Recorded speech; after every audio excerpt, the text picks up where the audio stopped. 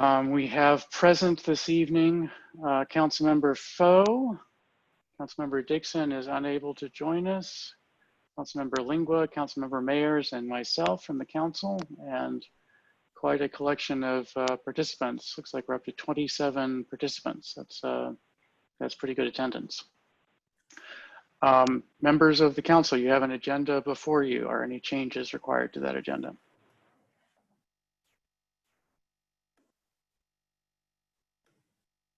None that I see. Okay. None that I see. I don't know whether this is a special, looks like it's labeled as a special section, so why don't we go ahead and treat it as a actual special session, even though I don't think we're going to vote on anything. So may I have a motion to approve the agenda? So moved. Is there a second? Second, for the sake of discussion. Motion has been made by Councilmember Foe, seconded by Councilmember Lingua. Is there any discussion of the motion? As a special session, can we get some clarification on this? Is this being considered something that, whereas if we make motions to pass policy or anything of that like, to give instruction to staff that that's valid, or is this a session in the sense that it's more like a public hearing in that we're being presented information? I believe that it is mostly a public hearing. I don't anticipate that we're going to take any action this evening, but it was labeled as a special session and not as a work session, and so I think we have to treat it as one. Well, as a special session as in a legislative session, or a special session as in a work session? It just says special session. Okay, well, how is it that we want to treat it? It was properly advertised, and so we can we can treat it as a special legislative. I don't anticipate that happening. Okay, because I mean, you normally at work sessions we just ask if there's any comments on the agenda, and there's no formal motions. But if we're entertaining formal motions, then that leads to indication that we're treating this as we would a legislative session. That's correct. So where are we falling on this? I am treating it as a special legislative meeting. Okay. Okay. However, I do not, there's nothing on the agenda for a vote, and I do not anticipate anything, but it is, of course, within the purview of the council to make a motion at appropriate times. And so there is the possibility that something could happen. Okay. Okay. Any other questions about the agenda or comments? Hearing none, I will do a roll call vote. Councilmember Dixon is absent. Councilmember Foe? Aye. Councilmember Lingua? Aye. Councilmember Henry, is Councilmember Henry present?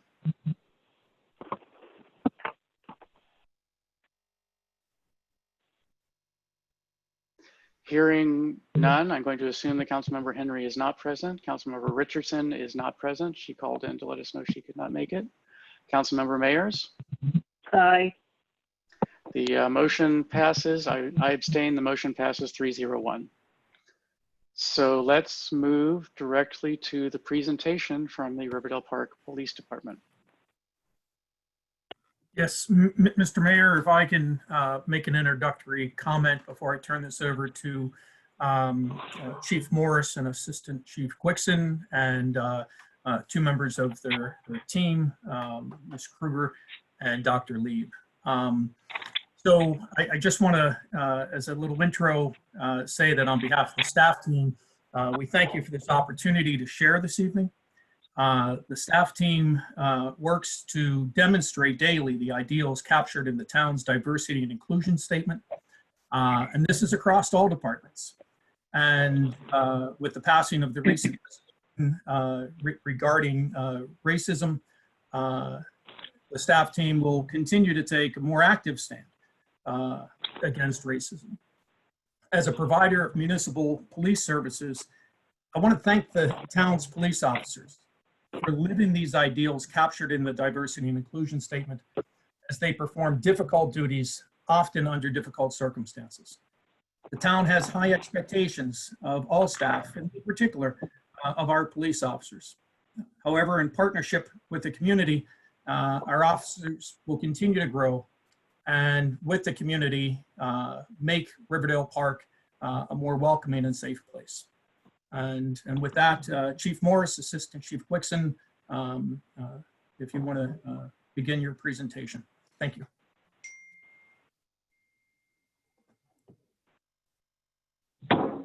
And actually, Ms. Barnes, the mayor got bumped off the meeting, so we're going to pause for a minute if you can let him back in. Motion to recess for 3 minutes. Looks like he's back, sir. Is he back? I am back. Okay. Sorry about that. Mr. Mayor, I was just asking Chief Morris and Assistant Chief Quixon to begin their presentation. Very good. Thank you.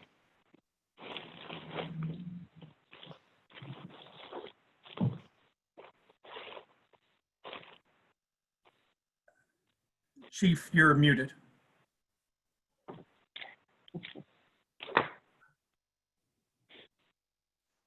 Ms. Barnes, the chief is muted.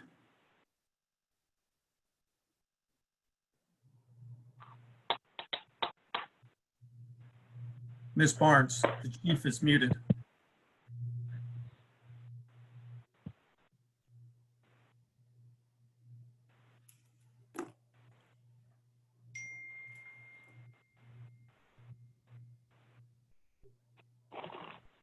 The chief is still muted.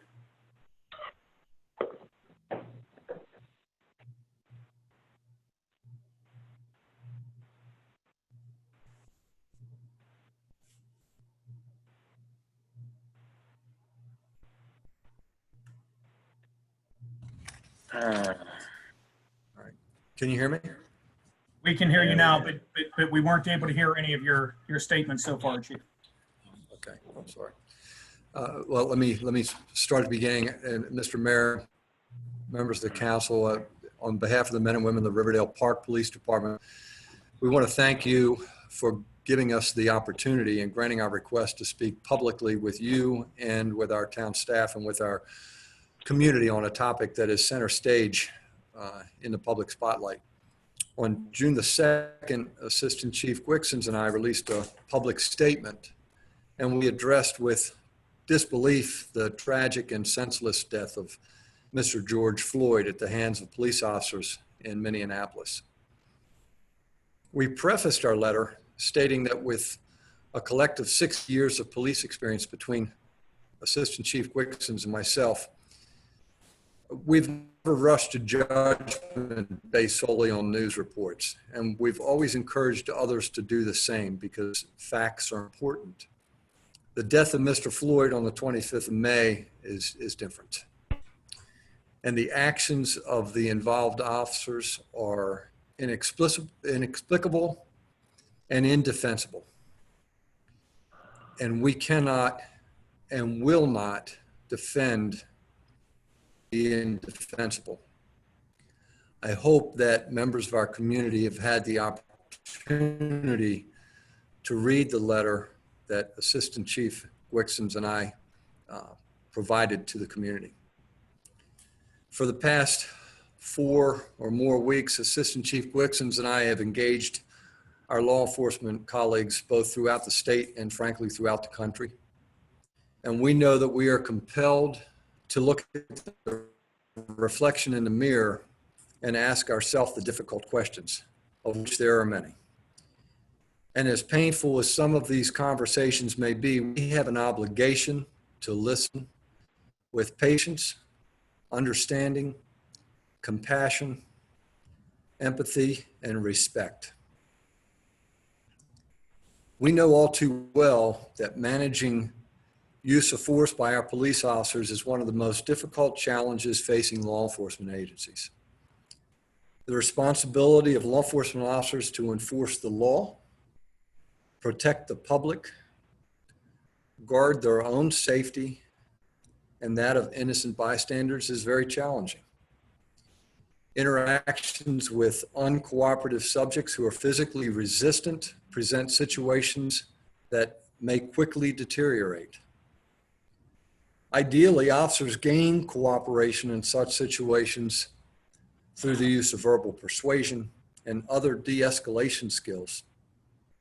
However, if physical force is necessary, and officers' use of that force to gain control and compliance of an uncooperative and resisting subject is subject to the circumstances and must be objectively reasonable.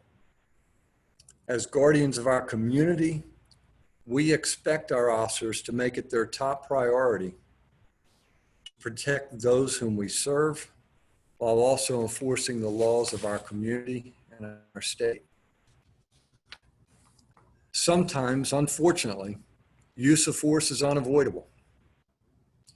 And in these instances, officers must use only the amount of force that is objectively reasonable to effectively bring an incident under control while protecting the safety of the officer, innocent bystanders, and to every degree possible, the suspect that we are trying to arrest.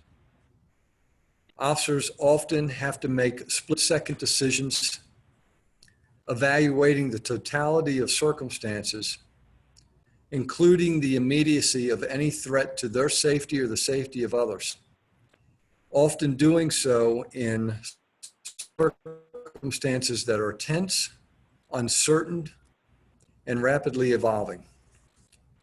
And we have to get it right if we expect to maintain the trust of those who have entrusted us with the responsibility of providing this essential service to our community.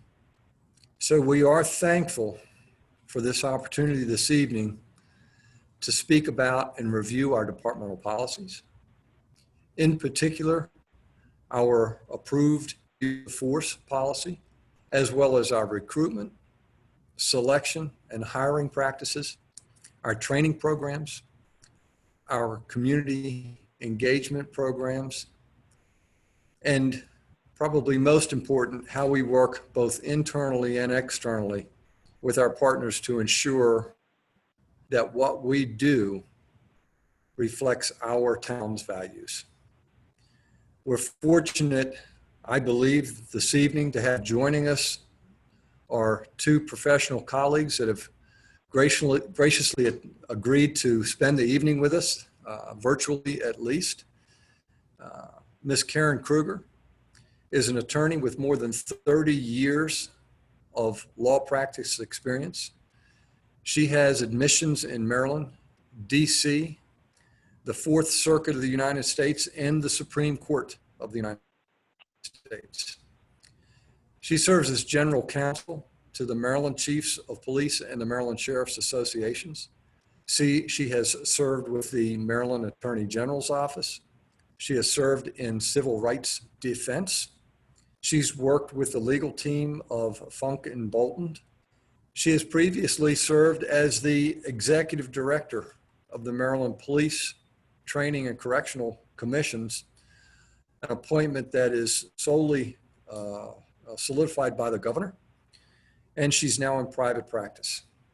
Also joining us this evening is Dr. Jack Lieb. Dr. Lieb began his career in 1981. He is a police and public safety psychologist, offering a wide range of professional services to the Mid-Atlantic public safety community, including police, sheriff, corrections, fire, and EMS, with a specialty in applicant psychological assessment, psychological fitness for duty evaluations, and critical incident stress debriefings, training, and consultation. So I welcome them this evening and thank them for taking time out of their busy schedules to join us. I'm confident that they will add tremendously to our conversation this evening. So with that, Mayor, absent any questions from Mayor or Council, we can proceed down through the agenda with your permission, sir. I see no reason to not proceed through the agenda. So please start.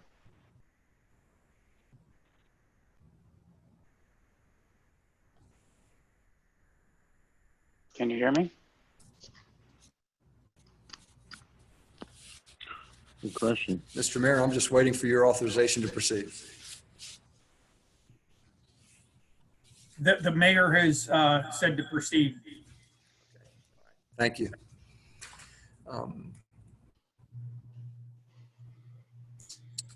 First on our agenda is a review of our approved use of force policy. The use of force policy is the approved policy pending final legal review by the local government insurance trust. For some background, the Riverdale Park Police Department, with the support and approval of the mayor and council, has undertaken a multi-year effort to completely rewrite our departmental general orders. The department and the town employed the expertise of Lexipol. Lexipol is a nationally accredited policy development specialist. They provide fully developed state-specific policies that are researched and written by subject matter experts and vetted by attorneys. Their policies are based on nationwide standards and best practices, while also incorporating state and federal laws and regulations where appropriate. As an additional safeguard and to provide yet another level of review, our use of force policy was also vetted by the legal department of the local government insurance trust, more commonly referred to as LEGIT. And LEGIT is the entity which provides the insurance for the town. So we recognize the importance of policies that are low probability and yet high risk. And it's those types of policies that we want to make sure that we are not just legally defensible, but also fit the best practices and standards of the federal law, the state law, and our community. As stipulated in the policy introduction, which I'll ask Ms. Barnes to put up so that we can walk through, and we won't, I won't insult anyone's intelligence by reading it, but we'll provide an overview and then we can answer questions. But the policy provides guidelines on what is reasonable use of force. It is virtually impossible to account for every situation that an officer may encounter. Our policy is governed by the Fourth Amendment protections against unreasonable searches and seizures. It's governed by the U.S. Supreme Court decisions, and specifically Tennessee versus Garner and Graham versus Connor, both decisions being precedent-setting cases and providing governing legislation for all use of force. Again, with Ms. Kruger on the line, and she's going to provide an overview later on of another segment of the law, but I think it's important for me as we go through this, if there are questions of a legal nature, that it's more important for me to defer to the legal expert. So I will ask Karen to weigh in as necessary on those particular topics. Jessica, can you bring up the current use of force policy? Is it up? I'm not seeing it.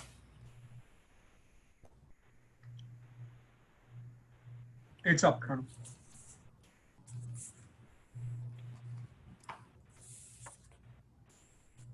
Chief, we can see it. I'm not sure. Okay, all right. I'll work through this.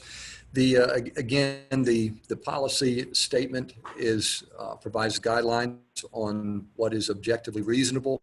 The standard of objective reasonableness is defined in the Supreme Court decisions that I mentioned, and those Supreme Court decisions are cited in this policy at the end as governing legislation.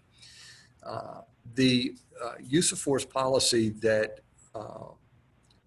you see before you is the continued work and refinement of the original use of force policy that was written by Lexipol. And we felt that it was important, myself, Assistant Chief Gwixen's working with our town manager, as well as Ms. Kruger, looked at our policy and felt that we could do more. And by doing more, what I mean is to create even greater transparency to provide for our community so that they have a better understanding of just what the use of force policy says and what guidance it provides as it relates to what our expectations are of our police officers, both here in Riverdale Park and frankly, regardless of where they serve, they're all governed by the same policies or the same governing legislation. So in the policy, we provided what was not existent before, and that's some definitions, particularly as it pertains to the types of resistance, passive, active, things of that nature that a police officer may encounter, and what a reasonable officer's response to that would be. We also, and this was in our original policy, but we clarified and added what we thought was language that was more embracing of our values as a town, and that deals with the sanctity of life being the cornerstone of policing, and the fact that our expectation is that our officers uphold and embrace and embody that ideal. We recognize that our officers are vested with the authority to protect the public welfare. And we also recognize that the application of deadly force in the most extreme circumstances can only be used when all lesser means of force have either failed or could not reasonably have been employed. We incorporated language specific to de-escalation. Our previous policy had language that talked about de-escalation without using the particular language. And I won't embarrass the particular resident that asked some very good questions in an email to Assistant Chief Wixens and I, but she was very straightforward. Why don't we call it what it is? And she was right. So we incorporated the language specific to de-escalation, following the guidelines and the protocol, use of force protocol that's in the standards provided by the Maryland Police Training and Standards Commission as it relates to their protocol standards of force. So we incorporated the specific language. Our policy has and did include a duty to intercede. Our expectation is for our officers to do their job, to do it professionally, and that if an officer witnesses another officer engaged in the use of unnecessary or excessive force, that they will intercede when it's clearly safe to do so and when they're in a position to do so. Equally important is their responsibility to report their observations to a supervisor so that appropriate action can be taken as it relates to the additional review. I'll remind everyone at this time that the Riverdale Park Police Department began using body-worn cameras approximately 2 years ago. And the body-worn cameras, the body-worn camera policy is online, and while it's not part of this discussion this evening, I would encourage those that are interested to review our body-worn camera policy. That policy, like the use of force policy, was developed by Lexipol and vetted by Legit. to ensure that we meet all of the standards, to include the standards of the Body-Worn Camera Commission that was put into play several years ago by the General Assembly. So that policy is also online. The use of force speaks to the reasonableness of the use of force to accomplish legitimate law enforcement purposes. The ultimate goal is obviously to minimize injury to all folks involved, the officers, innocent citizens, and as I stated earlier, to every degree possible to the suspect that we're trying to arrest. But I think it's important that we recognize that this policy does not require an officer to specifically retreat or expose themselves to physical injury before applying reasonable force. An active shooter might be the most obvious case in that situation. We expect our officers to defend themselves and to use the force that's reasonable to overcome the level of resistance that they're confronting. And that reasonableness is judged by a reasonable officer on the scene at the time of the incident, and that information is provided under that section. There are factors to consider as to determine the reasonableness, everything from the immediacy and the severity of the threat to the size of the officer, to the size of the suspect, the number of the suspects that we may encounter, whether alcohol or drugs are involved. And again, I'm not going to go through that list, and the list is not all inclusive, but it does provide factors that our officers not only must consider, but our officers are trained to consider. And I think that's an important piece to just mention here, is that this is the policy, this isn't the training. Officers are trained on the policy, but there's additional training that goes, considerable amounts of training that go into ensuring that our officers understand the policy and what's considered reasonable and objective under the use of force policy and the use of force continuum. We do talk about the use of force to seize evidence. While the use of force to seize evidence is justified, we have to weigh the necessity to seize that evidence over the risk of unnecessary risk of injury to the individual that's trying to destroy the evidence. There is a component here that talks about discouraging officers from using force solely to prevent an individual from swallowing our evidence or contraband. And from our experience, those situations usually involve narcotics. So preventing someone from destroying the evidence is one component, but preventing them from causing harm to themselves is another. The policy addresses deadly force applications, when deadly force may be used, and it may be used when there's an imminent threat of death or serious bodily injury to the innocent persons.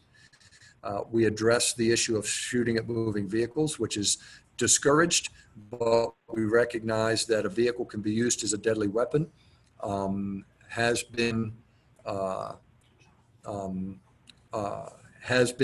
We've seen, witnessed in this country where the vehicle itself is used as a weapon. So the idea of using deadly force solely to attempt to disable a vehicle is not permitted. But if we need to use force to stop the use of the vehicle or someone from using something other than the vehicle as a deadly weapon, then it's permitted. Let me back up to the deadly force applications. Our policy does prohibit the use of chokeholds and similar carotid holds by departmental members. I want to thank my assistant chief for pointing that out to me. We have requirements for reporting the use of force. Those requirements are mandated under House Bill 1016, which was passed by the General Assembly in 2016. But the documentation of use of force has long been the practice of law enforcement officers. And I go back 35 years, and we have always documented our use of force for review by our supervisors as well as commanders. We have medical considerations with preservation of life being paramount, and what the expectation of officers are or is as it relates to providing first aid to individuals when force is used, again, when practical and safe to do so.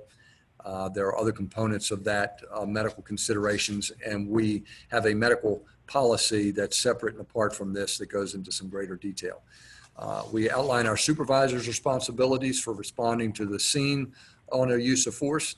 That includes rendering aid when necessary, as well as what their responsibilities are for conducting a thorough review of that use of force, to include canvassing the neighborhood, taking statements, securing the camera footage from cameras that may be in the area, either on businesses or homes, as well as the body-worn camera and camera footage from our mobile cameras in our cars. And then we have a commander responsibility. The assistant chief and I review every use of force report, not only for thoroughness, but to ensure compliance with departmental policy, best standards practices, and to ensure that it complies with our training and standards.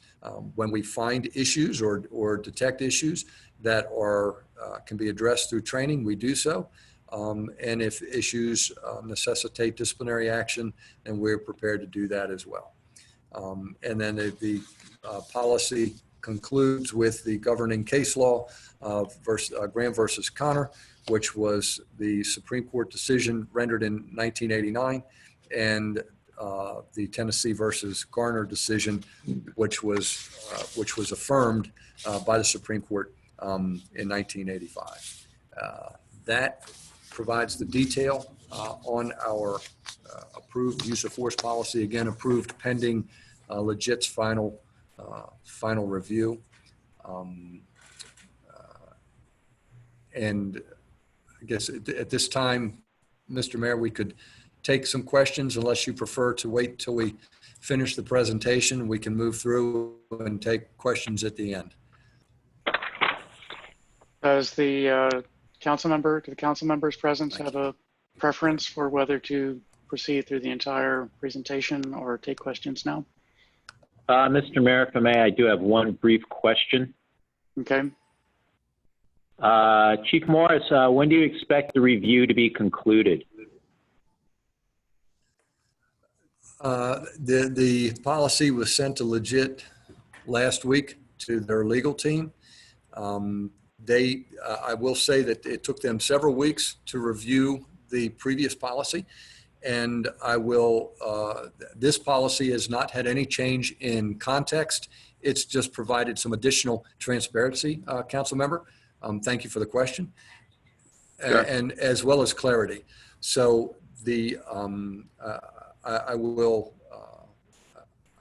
I can't give a specific time limit.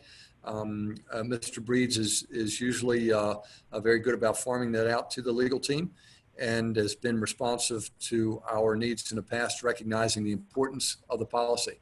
I will state, and I think it's important to recognize, that our policy that was previously reviewed by Legit, other than a few word choices that they provided back to us for some additional clarity, their overall assessment was two very succinct words: excellent policy. So I fully expect that we will receive similar commendatory remarks with this current policy. So is it your expectation that this would be concluded before or around Labor Day?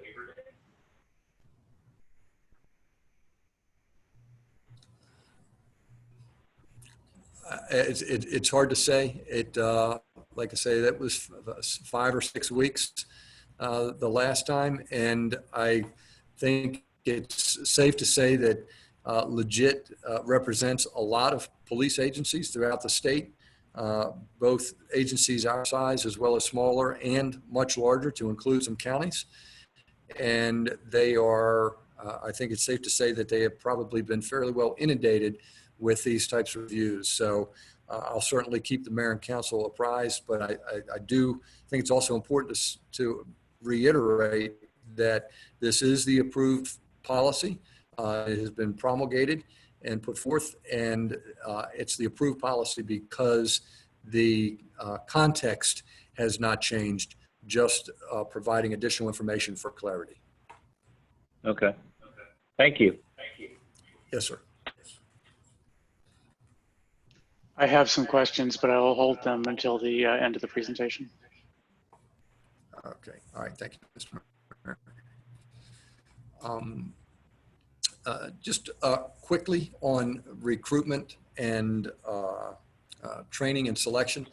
You, Mr. Mayor and the council, you've heard me state in the past that I would rather leave a vacant position than hire someone that does not meet the standards of the Riverdale Park Police Department.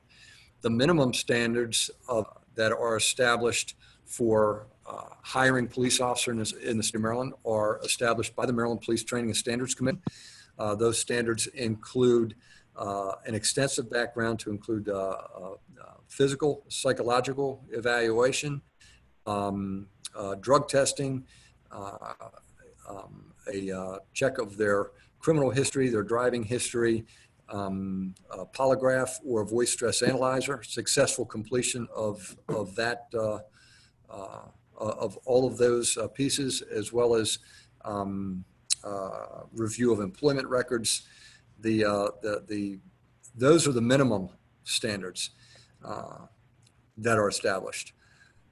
Our standards are much higher because we're not going to put our fingerprints, if you will, to use a police term, on an individual that does not reflect the standards of our community. And by that, what I mean is we want folks that, if you'll bear with me on 1 second, we want folks that have strong interpersonal communication skills, educated, preferably some college education. If the minimum standard for hiring is a high school diploma or a GED. We see value in hiring individuals that have higher levels of education. Likewise, we're looking for, we expect our officers to have good problem-solving skills, be civic-minded, that they have a demeanor that is indicative of one that clearly treats all people with respect and dignity. And we take a balanced approach to ensuring that we're providing professional development opportunities to further their skills. I'll speak briefly. That's our recruitment and selection and hiring standards.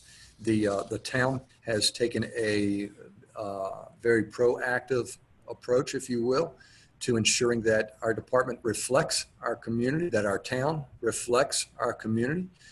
And I think it's important to highlight that the current staffing of the police department is 27 current employees. 19 of them are police officers, the others are civilian. We do have vacancies currently. 11 of our current 27 employees are minority employees. That's 40% of our overall staff. And I also think it's important that to state that 7 of our 10 current employees that have been hired since I arrived here in Riverdale Park are minority. That's a 67, almost a 70%, because it's 10 and a half employees, including the speed camera operator. So 67% minority. Again, it's important that we recognize the value of diversity and inclusion, and that is part of our hiring strategy, not just for the police department, but likewise for the town. And Mr. Lustician has worked very hard with all of the staff in this regard. So I think it's important for me to at least take a pause here and see if there's anything additional that Mr. Lustician might like to add as it relates to our hiring practices. The only thing I would add is that we automated our systems with Bamboo HR. We advertise positions broadly, and that as a guiding principle, I want, and the leadership team is with me on this, we want the town staff team to reflect the community in its diversity and in its values. That's very important to us, and in our interview process, we work to ensure that folks that are brought on board on our team hold those same values. We ask questions directly about diversity and what individuals value, and we weigh that against the town's values. I think we've built a good team, and that we follow those principles as we're going to fill these vacancies we have primarily in the police department currently. Colonel?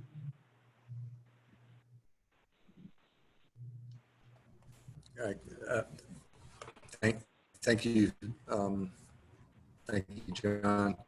At this point, what I would like to do is invite Ms. Kruger to speak about both our policy as it relates to the law, as well as the Law Enforcement Officers Bill of Rights, which it is a law that's here in the state of Maryland, passed in 1974, and affords certain due process rights to officers that is important to understand as it relates to our policy and our practices, and also to speak to some of the best practices and standards from her experience as the previous executive director of the Maryland Police Training and Standards Commission and Correctional Commission as well.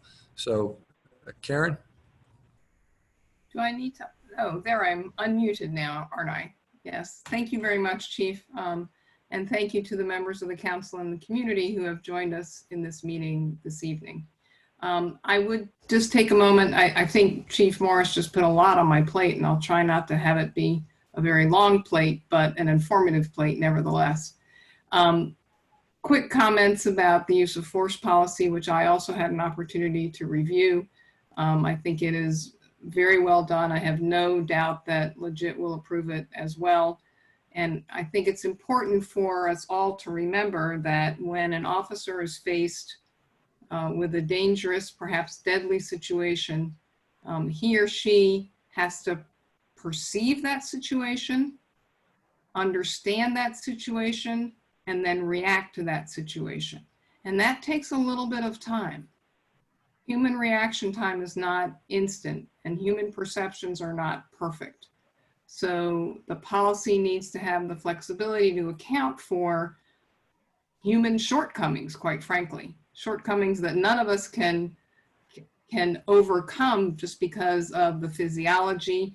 And I could go on for hours about this, but when we talk, we learn about how we see things, how we understand things, how the brain and the eyes and the ears work together in situations. And there are limits to perfection for human beings when they're placed in dangerous and, quite frankly, frightening situations.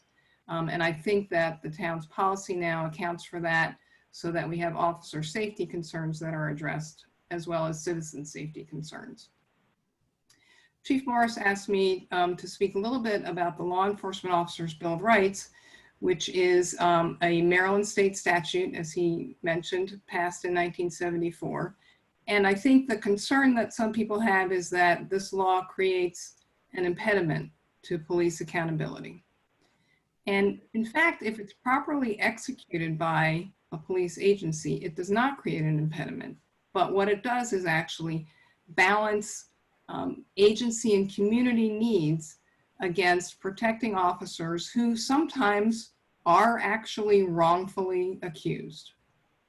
So the statute was intended not to protect officers who committed misconduct, but really to protect officers who were accused of committing misconduct and those accusations were false.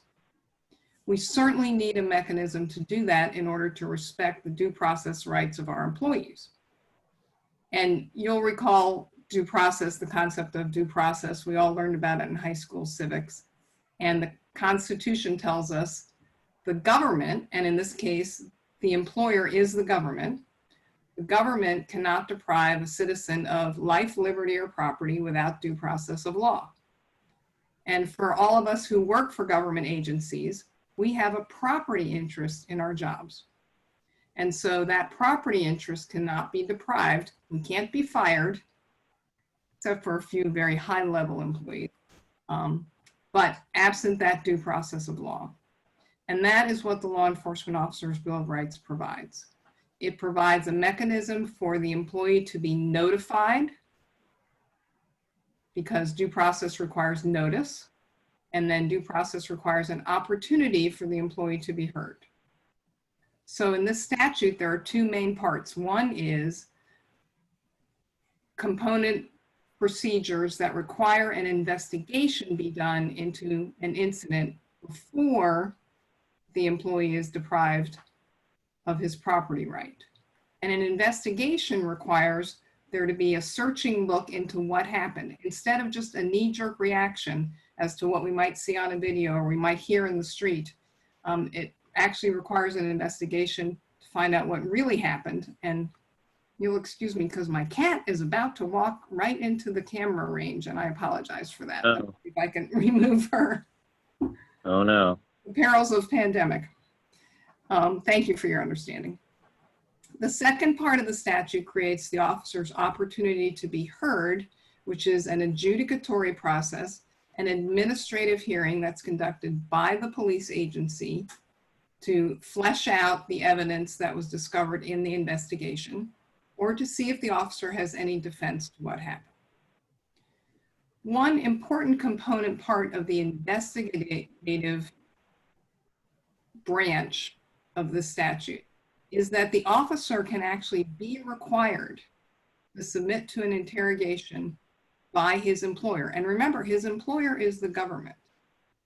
Usually, the Fifth Amendment to the Constitution would prohibit the government from compelling someone to be a witness against him or herself.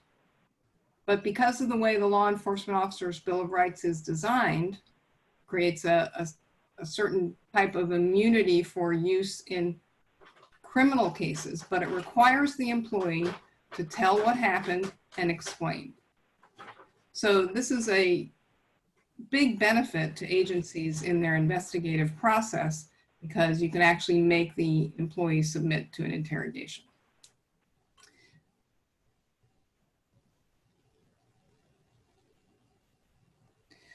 The third step in this process, so we have the investigation, and then the employee is notified by usually a charging document. We call it a charging document, similar to criminal charges.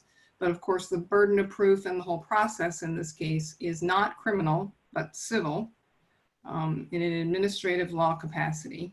So those charges inform the employee of what we say he or she did wrong, and then provide the opportunity for the hearing.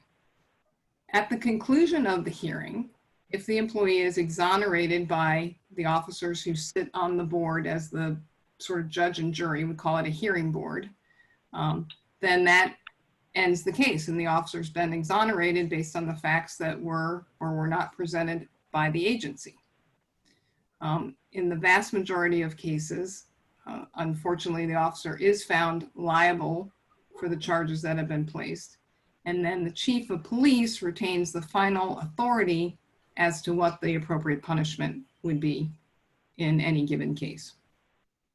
The officer then does have an appeal right to the circuit court, but that's a very limited appeal, and it's not dissimilar to the type of appeal that civilian employees would have. Chief, was there anything else you wanted me to explain about the Law Enforcement Officers Bill of Rights? I don't want to drag on if Yes. you're interested.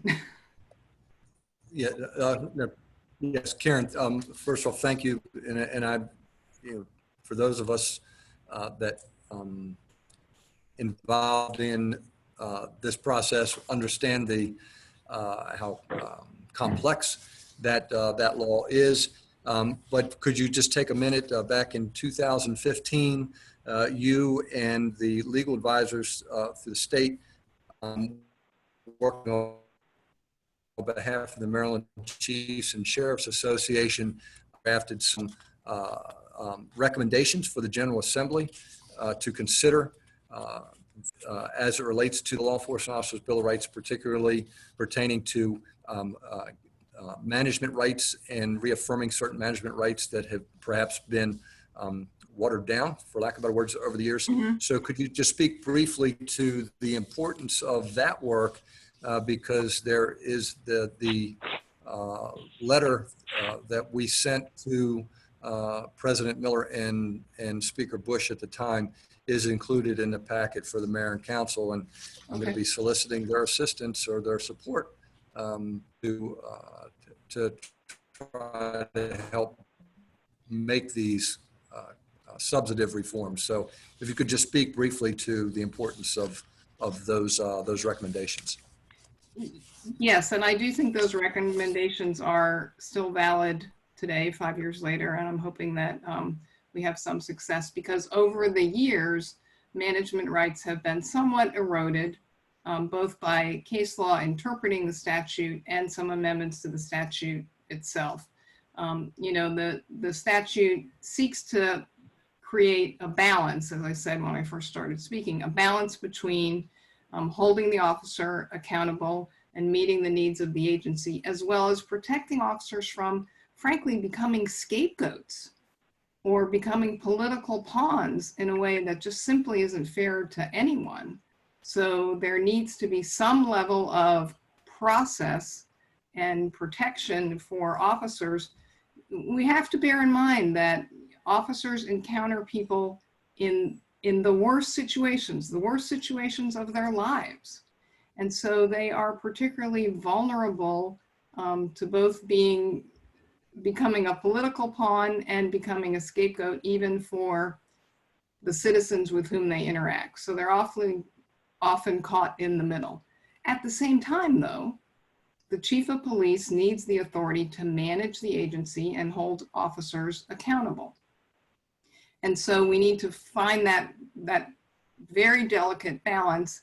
And there are a few specific things in the letter that Chief Morris has referred to that we think would sort of bring the balance back to ensure that there is management rights. And there is a part of the statute that says this statute is not intended to dilute the chief's authority to manage and run the agency in the best interest of the officers and the community.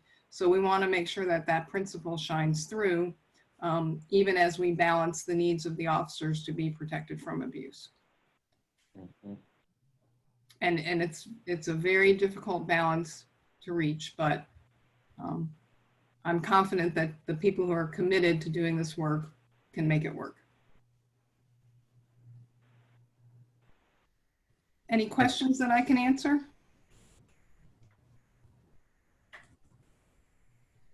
Chief, I'll give the Ms. Kruger, will you Oh, be yes. will you be staying through to the end of the presentation so I can ask questions? I can if you would like me to.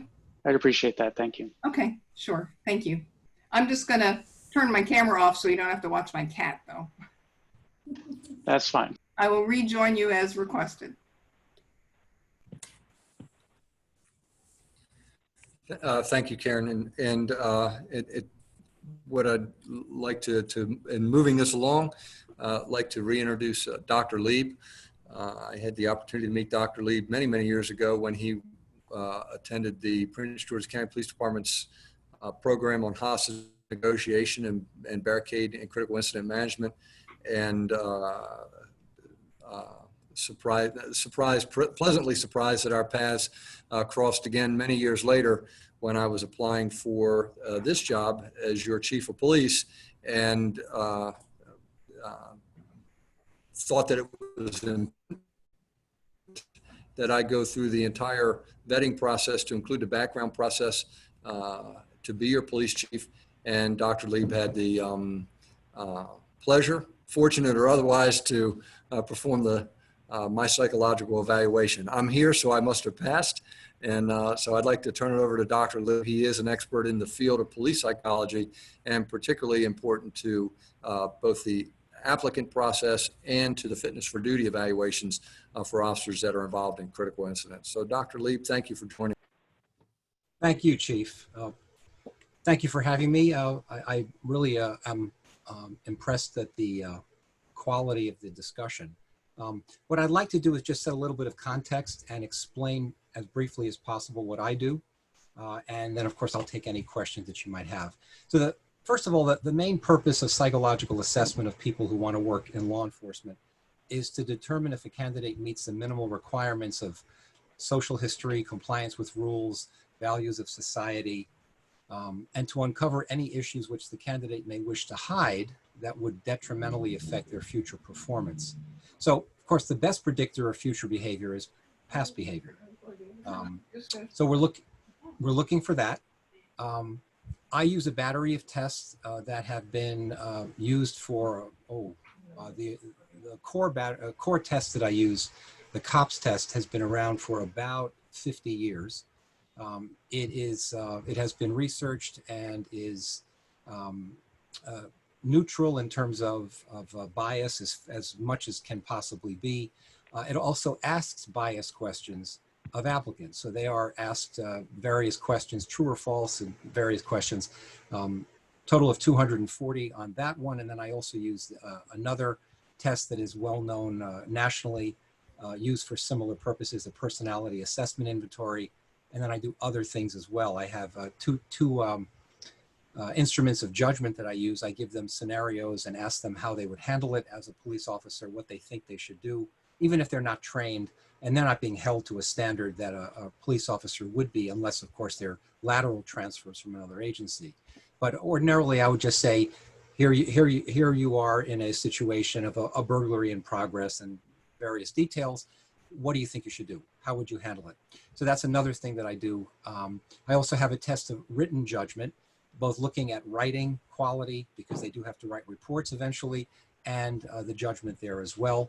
I do a basic test of intelligence, which is never used to exclude somebody. The fact is that when someone comes to my office, my assumption is that they're good to go and they're okay to be a police officer or whatever other law enforcement applicant they might be, in the absence of any other information. So in other words, everyone comes in and I assume they're good or okay for the job until they prove me otherwise. So if I have other evidence, either from background information, from test results, or from the interview, I also do an extensive interview, forgot to mention that before, a personal interview with each person.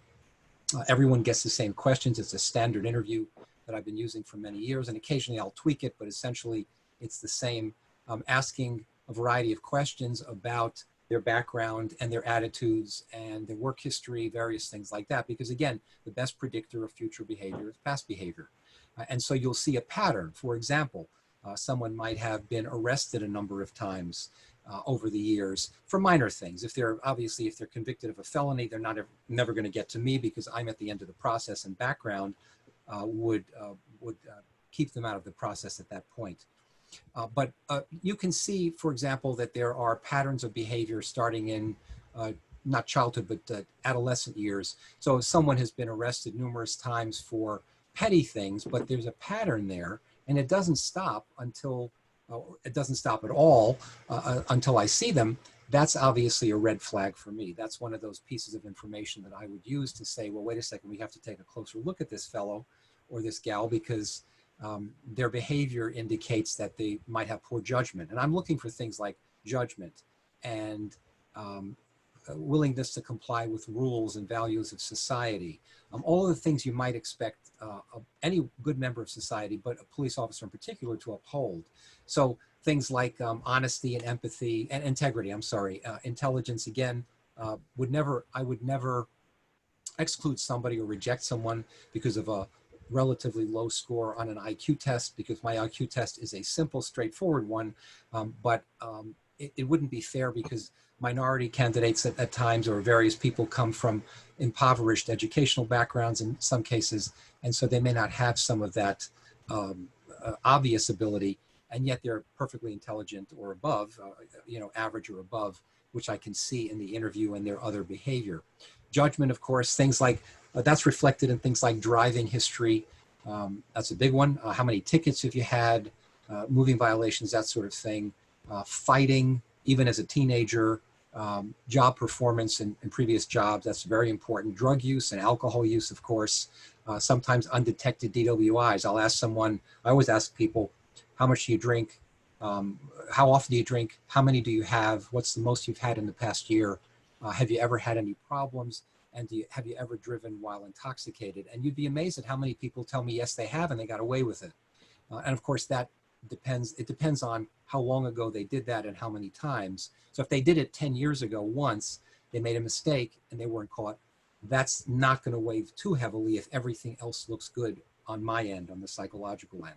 But if it's recent, if they tell me they did it in the past year or two, I'm going to look harder at that and most likely consider rejecting them for that reason. Level of impulsivity, things again like driving, credit history, gambling. If they're compulsive gamblers, of course, that would be important. The ability to resolve conflict, again, a history of arrests and fighting. Be amazed at how many people resist arrests for minor things. I think the chief alluded to that.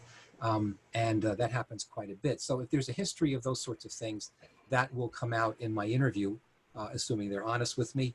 And I don't have any other, and I have additional information anyway with the background investigator sharing it with me. And an absence of bias. I think I mentioned that the test that I use has 20 bias questions, both sex and race bias questions. They are asked to say true or false to your various statements. I'm not going to mention the specific ones because it's not for public consumption. It kind of gives the game away if someone's going to come in for the test. So I can't do that for test security. But there are a number of questions about how you feel about women and women in policing, how you feel about minorities and minorities in policing, and various other angles, a total of about 20 items in the test. So that's another thing that I look at. And I'm looking for mental health issues, of course, things like anxiety, depression, any psychiatric hospitalizations, particularly recent, suicide attempts, thoughts about suicide, and PTSD, post-traumatic stress disorder, for a variety of traumas. And so again, I use a variety of measures. I use 5 or 6 different instruments and techniques to glean the information, and then I work closely with the background investigator. All of my investigators, I work with about 30 different agencies at any given moment in Maryland. I have been doing this for about over 25 years. And my contacts at my agencies know that if they get a call from me after I have seen someone, that there's probably a problem there or a potential issue. If not, they get an email from me saying they're good to go, and then they get the report a few days later, the formal written report. But most of them know when they hear from me, uh-oh, what's up? And I'll say, well, I'm picking up this issue, potential issue with this applicant. Can you tell me anything about that? Can you give me more details? Has this ever come up in your investigation as a background investigator? Can you share that with me? And Riverdale is one of those that is excellent. And Chief Morris is one of the best chiefs I work with because he's on board with all of this. I have other agencies, I have to tell you, I'm afraid are not so on board. And there's this wall that goes up and they don't want to tell the shrink, me, the details in many cases. I'm not quite sure why. I guess they're sort of protecting their own even before they are their own, but I get that a fair amount. But Chief Morris is not one of those. I think you've got one of the best chiefs in Maryland, frankly. And I know this because I did his psychological, as he said before. So I think he's very good in that regard. So that's just a very brief description of what I do. I'll be happy to answer any questions, specific questions. Please feel free, whatever you like.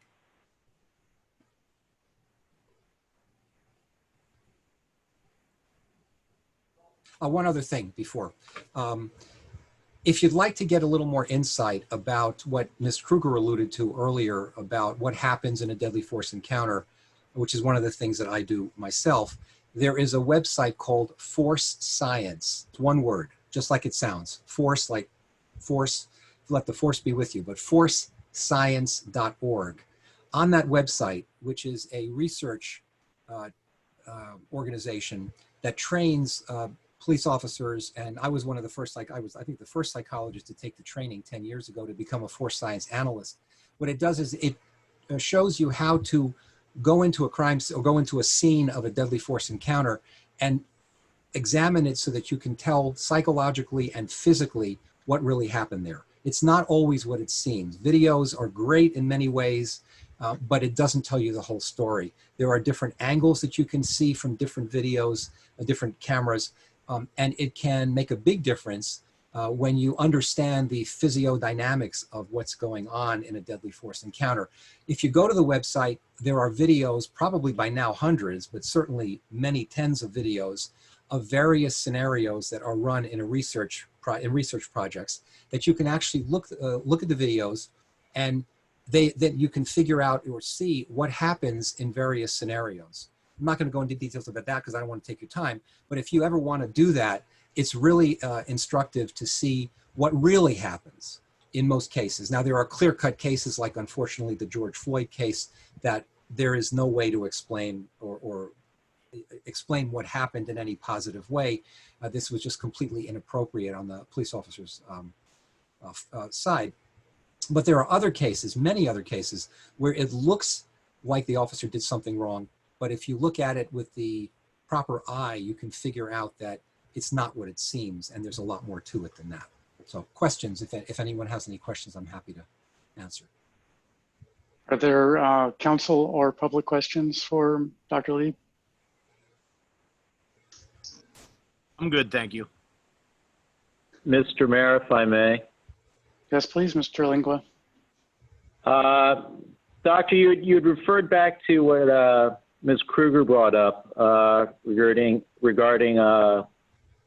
essentially an officer's approach to a dangerous situation in terms of perceiving, understanding, and reacting to what is before them. When you are conducting your interviews and your evaluations, is this something that you're able to make some type of assessment on based on your work, and then offer an assessment later on as part of your report? That's a good question.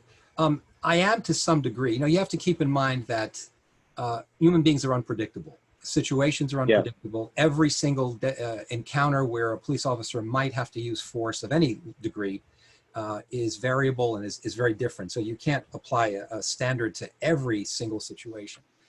I use the judgment situations that I referred to earlier, both written and verbal, as a small piece of that. So what I can do in my report, if the person gives me a response to either of the scenarios that is not standard, and it's pretty standard. They're pretty straightforward scenarios. There's no tricks involved. It's simply, what would you do if this, and this happens? And I just want to see what their judgment is like, and whether or not they have any preconceived notions about what police officers do. Even for the ones who might be youngster, might be 21 years old with no connection to law enforcement whatsoever, but they want to do this. Sometimes I get people who are a little bit too excited.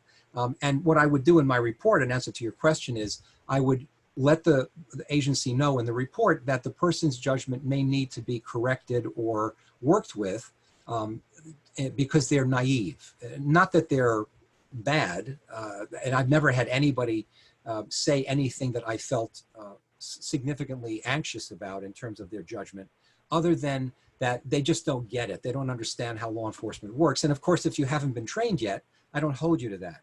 I just want to know so that I can then share that information with the agency and say, hey, watch out for this in the academy or during their field training, the first year of training, or 6 months, or whatever, however long their FTO is, so that you can watch out for that and be aware. I want the agency to know that they're going in eyes open. Here's what you're getting. Here's what I've come up with in terms of any potential weaknesses that can be worked with.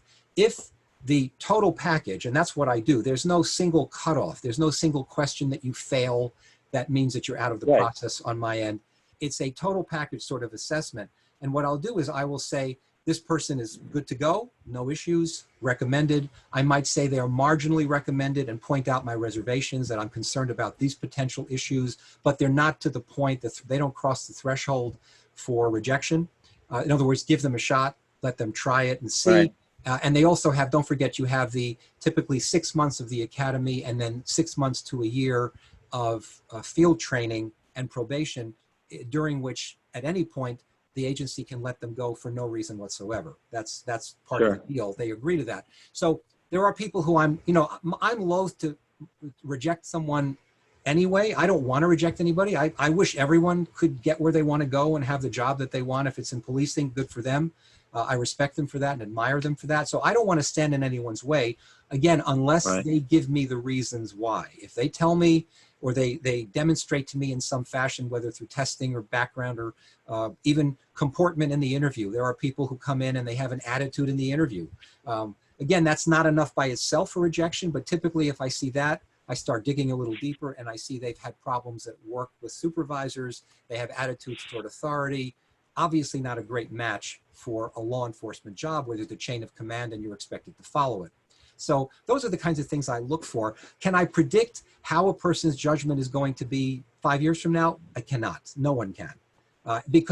Simply because even if you're in the identical situation now and you react one way, and 5 years from now, the same person is in the same or very similar situation again, you don't know how that person is going to react the second time. There is no way to predict that. You can generally tell if someone has good judgment or not, which of course is a long way to getting there, but you don't know what can happen. Keep in mind also that people change over time. Things happen in people's lives. You have losses, you have various things that happen to everyone, right? We all get older. We have various life experiences, correct. You might get sick, you might lose a loved one. All of those things can affect a person's psychological functioning. And that's why I also do fitness for duty assessments, which kind of dovetails nicely. Thank you for the question. And so the fitness for duty assessments takes a slightly different approach. For that, we've now identified an issue that his superiors have noticed, or his colleagues, whoever. He's referred typically by a superior officer at the agency, and they'll say, we've noticed that Officer Smith is behaving inappropriately. He has too many excessive force complaints. He's getting too many discourtesy complaints. He was stopped for DWI.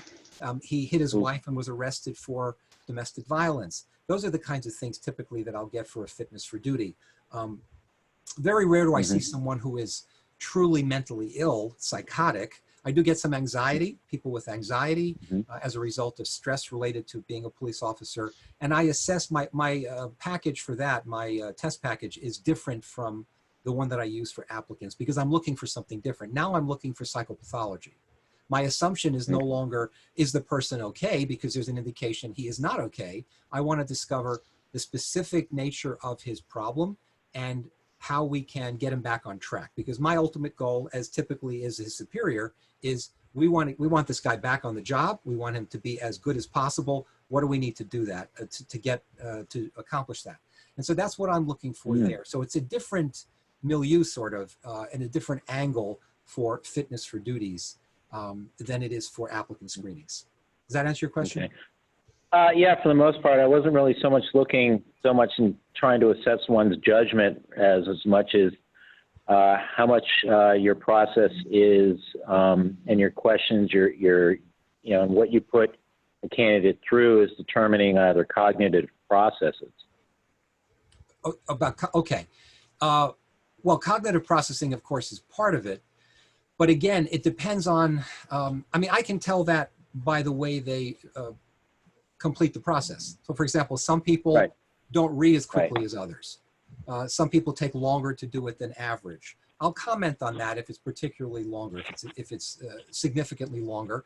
But again, in most cases, I'm not going to reject someone for that reason because they might have been impoverished in terms of their education or their ability to read well. Some people just don't read well. They might have a dyslexia or something like that. So I'm not going to hold that against them. I'll make a note of it. I'll let and if there's nothing else to reject, a reason to reject, I will make note of it in the report. I'll let the agency know, hey, here's what you're dealing with. This person might have trouble writing reports, that sort of thing. But it's not a deal breaker. It's not something that I would say reject this person and he shouldn't be a police officer. Let's give him a shot and see how he does. And in most cases, it works out. When I check with my chiefs periodically and I'll say, how am I doing? How accurate have I been? How are the people I've seen? And I've been working with Riverdale Park for 20 years or more. So probably everyone there I have seen at some point for their, certainly for their initial screening. And as far as I know from Chief Morris's, mine and Chief Morris's conversations about these things, when I ask periodically, how am I doing? I think he's doing a great job of maintaining order in the department. He knows how to run the agency. I like to think I did a pretty decent job of finding you good people. But part of that is because the background process for Riverdale Park is done so well also. So again, it's a combination. We're working hand in hand.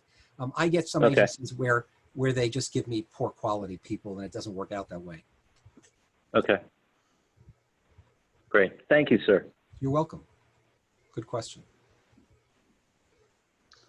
Are there other council questions? Ms. Cronk, it looks like you might have a question. Yeah, sorry. Can you hear me okay? Yep. Yes. Okay. I'm standing in my kitchen, so sorry for any distracting fans.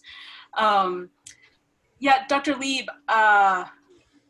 not exactly sure where to start, but I guess I'm curious whether you track or who tracks complaints against or incidents involving officers who you have offered this test to. Like, do you actually know how many of those officers have complaints brought against them so that you have a way to check your test? Well, I do periodically ask my chiefs, how am I doing? And what'll happen is, well, okay, let me answer your question directly. I do not track that information because it's impossible for me to do that. Once, mine is a one and done sort of thing in terms of applicant screenings. I'm referred the person for the police officer position. They come to me for their psychological assessment. I perform it, I write the report, and I submit it to the agency. And that's essentially when I'm done at that point. I do, because I want to know myself. A number of years ago, I did a survey of my chiefs, and it was all, I mean, I don't want to brag, but it was all excellent in terms of, I got comments like, how did you know that the person would behave this way? For example, if I said in my report that the person tends to be irritable about certain things, and they'll say, how did you know that he would do that? I said, I don't know, but that was what I came up with. And so I submitted that in the report. So in general, the process is pretty accurate. Not that I'm such a genius, but that the process has been developed over 50 years. And it just works. It's a very good process. I've done over 30,000 assessments over the years in various venues, including for the federal government and classified places as well. And after a while, I just get good at it only because I keep doing so many of them. So I'm a pretty good judge of character based on the data and my impressions and my judgment. I put that together. Do I track it, each one myself? No. I occasionally hear about someone who might have had a problem. And of course, if I do the fitness for duty assessment, I know that person had a problem because they're coming back to me, years later. And so that's how I know. But the department tracks those figures. Yeah, I mean, with all due respect, Dr. Lee, the idea that you're judging yourself as having done really well when you're not actually tracking the impact of officers in a community, how many complaints they've had brought against them, how many uses of force, it actually seems like you're sort of sending people into a black hole, and the black hole is actually my community, without having a check on that. I hear, the use of the test for 50 years.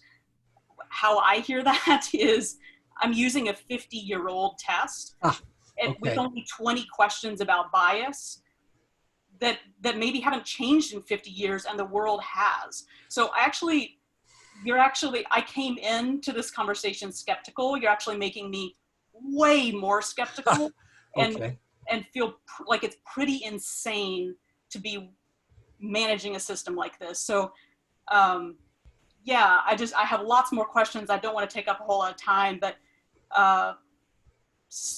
yeah, super discouraged that this is how we're moving officers through the system. Well, okay, let me address that. First of all, the test was developed 50 years ago. It has been revised, as all of the tests have been revised over the years. They have been, they're researched in terms of, here's how it's done. Hundreds and hundreds of questions are developed. They're given to thousands and thousands of people. they are then compared, their results are then compared to successful and unsuccessful police officers. And the various, and it's a computerized factor analysis thing. That's not my thing. I can't address directly that. But when the test comes out at the end, it has been thoroughly investigated in terms of reliability and validity. So reliability means that it actually tests what it's supposed to test, or repeatedly tests over and over again, and it's reliable, which means if you test it one person and you ask the same questions, the same situation, in the same situation, it will come to the same conclusion. And validity means that it actually is a valid test, meaning it actually does test for what you're looking for. So all of these tests, or I wouldn't use them, are reliable and valid. So, and they have been vetted over the years and tweaked over the years and revised over the years. They're every 5 or 6 years, a new version comes out of most psychological tests. And they, for example, they might use a different population sample. So whereas 50 years ago, it might have been 90% Caucasian, now it's more representative of the average community across the country. And they use both regionally, they'll use different populations to compare and develop the test. And they will also use different, obviously now more females, minorities, and the reality of today's society. So these are tests that have been used, and that's a good thing. I understand, maybe I didn't explain it better well enough before, and I understand your skepticism, but I can assure you that the tests that I use are valid and useful, and they give me an incredible amount of information. I have learned on a few occasions when I have gone against the test and I see the test doesn't look very good, but I look at the rest of the information, I say, well, let's give them a shot. Almost always, I find out 6 months or a year later, this person had a problem exactly as the test predicted. And that's what it does. It predicts success as a police officer. And there are about 20 different scales also. Ms. Cronk, if you'd like to speak with me privately, we can chat tomorrow if you want, and I'll go into more detail. I have no problem with any of you. Yeah, I'd be happy to, sorry, I don't mean to, I know we have a lot more on the agenda. I'd be happy to talk with you one-on-one. Sure. My mind is just like sort of exploding right now with concerns about the way that we're moving officers into our community and into other communities in Maryland. So I might need some time to process that, and would love to have a conversation. Sure, feel free. You can look me up online and just give me a call and I'll be happy to speak with you. But keep in mind also that I'm not aware of too many incidents at Riverdale Park in any case of truly inappropriate behavior by their officers. If you're not tracking them, you actually don't know. That's the problem. But I would find out from Chief Morris, because I talk to him periodically and I ask him how things are going. How am I doing? I want to know how I'm doing. I did do a survey a number of years ago. I don't keep track specifically because I'm not aware of any police psychologist who does that. Maybe it's a good idea, but no one does that because we're too busy doing the work. And so it's difficult for us to do that. It's also, that's not my purview, because that's not what I do. I'm not a statistician, and I don't track those things because I wouldn't feel comfortable doing it because I may make a mistake in analyzing that data because that's not what I do. So I'm sorry you feel that way. I really am. I wish I could do something to allay your fears, but I don't agree that you should be so upset about it, but sorry. If I may, Mr. Mayor, because I think this may answer Ms. Crunk's concern, at least in part. And Chief, perhaps you're going to cover this at some stage in your presentation. So if I'm jumping ahead, my apologies. But if you go to our website and to the police department and to transparency and under administrative discipline procedures, there's 3 reports there going back the last 3 years on any disciplinary actions, any complaints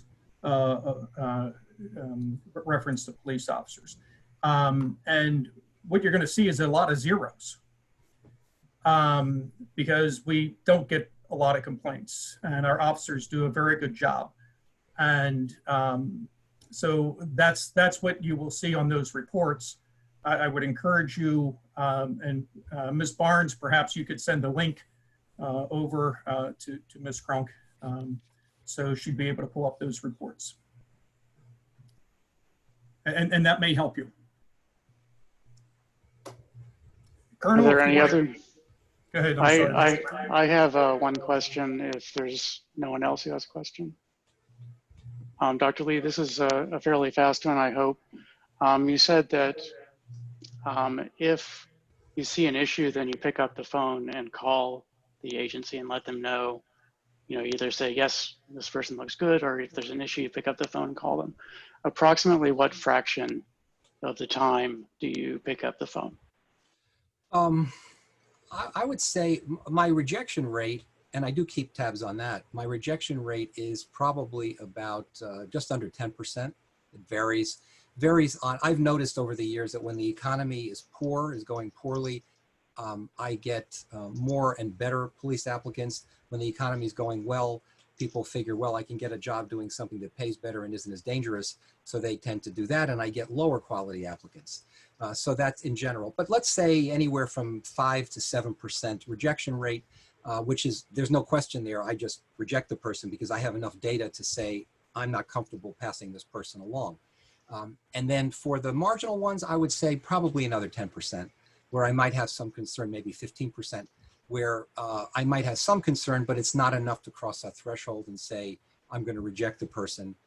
And now there are times when I'll call the background person and say, tell me what you think, or tell me, do you have any information to share with me?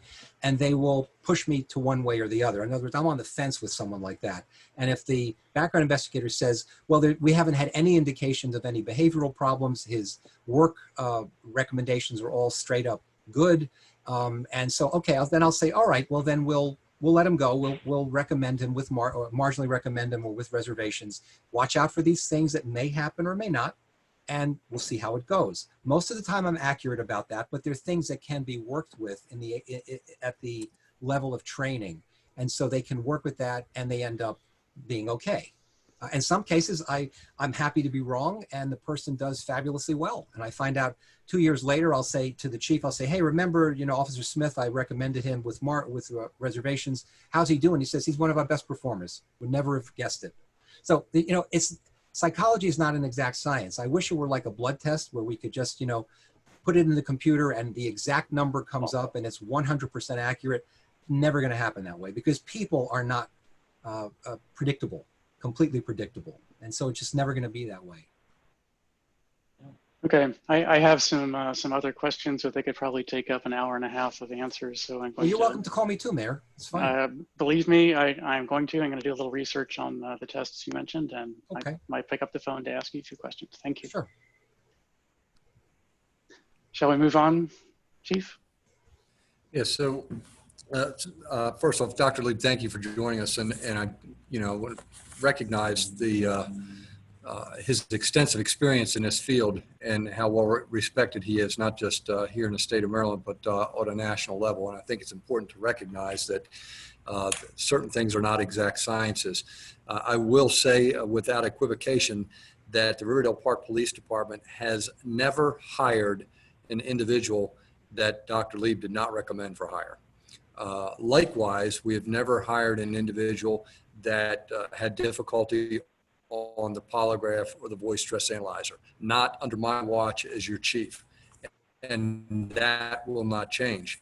The statistician pointed out pointed to our website, and there is mandated reporting. So there is tracking for both disciplinary actions as well as serious officer involved incidents. That reporting is required by law. But it's also important to state that disciplinary actions are personnel matters. Personnel matters, regardless of employment. If you're employed by a government entity, personnel matters are protected from release of information for PIA. So while I can speak in generalities about disciplinary actions in the Riverdale Park Police Department and actions that I've taken, I would be breaking the law if I gave certain specifics, particularly to identify the officers that have been involved in those particular incidents. So it's important to realize that the law, while the law may be considered an impediment by some, it's still the law, and I am obligated to obey the law. And to fail to do so would subject not only the town to civil repercussions, but me personally. So that information is provided, and provided to the degree that we can provide it, to ensure that we're being as transparent as possible. So I think, hopefully that provides some additional explanation.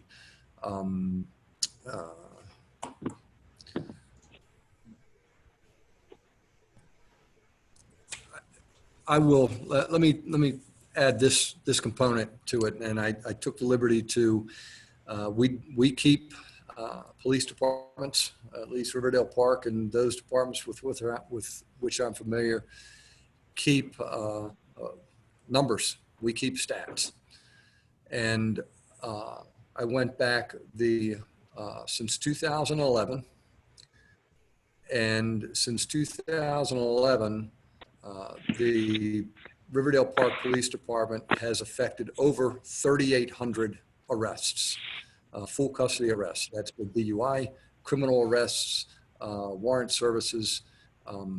Likewise, in that same period of time, we have responded to 142,638 calls for service. In that same period of time, we have received a total of 5 complaints from individuals that were arrested alleging use of excessive force. Those 5 complaints, as is with my practice, were investigated by outside agencies, the Maryland State Police and the Prince George's County Police Department. And I did that to ensure that there was no question as to the objectivity of those investigations. And those 5 investigations for excessive force were determined by those outside agencies to be legitimate uses of force in the totality of the circumstances. So to put those numbers into perspective here, 5 complaints since 2011 divided by the 3,800 plus arrests amounts to a 0.0013. When we divide it by the number of citizen contacts for calls for service, 142,638, it's 0.000035. Statistically, absolutely statistically insignificant. Now, I'm not suggesting that those situations were insignificant to the people that were involved, but what I'm saying is that we have, this speaks, I believe, to the level of professionalism of the men and women of the Riverdale Park Police Department, how they perform their jobs and interact with our community every day. I also think that it speaks well to the hiring practices that we've spoken to, as well as the background investigations, as well as the testing and evaluation that's performed by Dr. Lieb and others in his profession. We recruit from society, and with that comes all of the ills and consequences of society. We do our best to make sure that we're hiring the best. Sometimes bad apples get into the bunch. And I will sit here and say, again, without equivocation, that Assistant Chief Quixens and I, the one thing we don't want on our force and in our profession is a bad cop. And I can't be any more straightforward than that. And I have, as your chief, and I cannot, again, get into specifics, but I have terminated the employment of 2 police officers that were on this department, one a 17-year veteran and another one about a 10-year veteran, and they were terminated after they were after sustained charges of serious misconduct, and I terminated their employment. A 3rd employee resigned prior to termination, prior to the outcome of another investigation. None of these investigations were generated externally. All of these investigations were generated internally based upon misconduct that came to my attention. Again, I think that speaks well to the system and to the process we have in place, and I would be absolutely remiss if I did not share that information tonight with the mayor and council and the citizens of our community. You have a good police department, and it's our intent to keep it that way. So with that, Mr. Mayor, if we can, unless there's questions, I'm certainly open to answering any questions, provided I'm permitted to do so within the parameters of the law. We can go ahead and move on.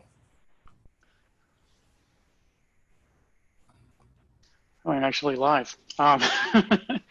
So in that section, there's supposed to be discussion of training, and you know, we heard a little bit about the police academy. Can you speak to refresher training, how much training the officers get, what sort of training the officers get? Just a little bit. Yes, sir. So again, thank you for that reminder. So the academy training, the minimum requirements, and don't quote me on this, I believe around 760 hours, not including training for the academy. We send our officers, when we hire individuals who have not been previously trained and certified through the Maryland Police Training Commission, we send them to the Prince George's County Police Department's academy or to the Community College of Prince George's County for their training. That training is on average approximately 8.5 months. And that training includes everything from criminal law to constitutional law to extensive amounts of training on youth force. A large majority of that training is interactive and scenario based. So it gives a better assessment of the individual's performance, not just the book application, but their ability to apply the skills that they've learned. When officers graduate from the academy, there is a mandatory field training program. That too those standards also are set by the Maryland Police Training Commission. So our personnel ride with a certified field training officer. And again, it's not just a pick of who happens to be working that night. All of our field training officers also had to be certified through the Maryland Police Training Commission as field training officers and recertified every 3 years for that additional ancillary duty. That program is an additional 3 months, and then our officers are on probation for a year. And in that probationary status, they are not afforded, with the exception of a complaint for use of force, they are not afforded any of the rights under the LEOBR, which gives management the ability to truly evaluate and make a determination as to whether that individual is going to meet the standards of the profession.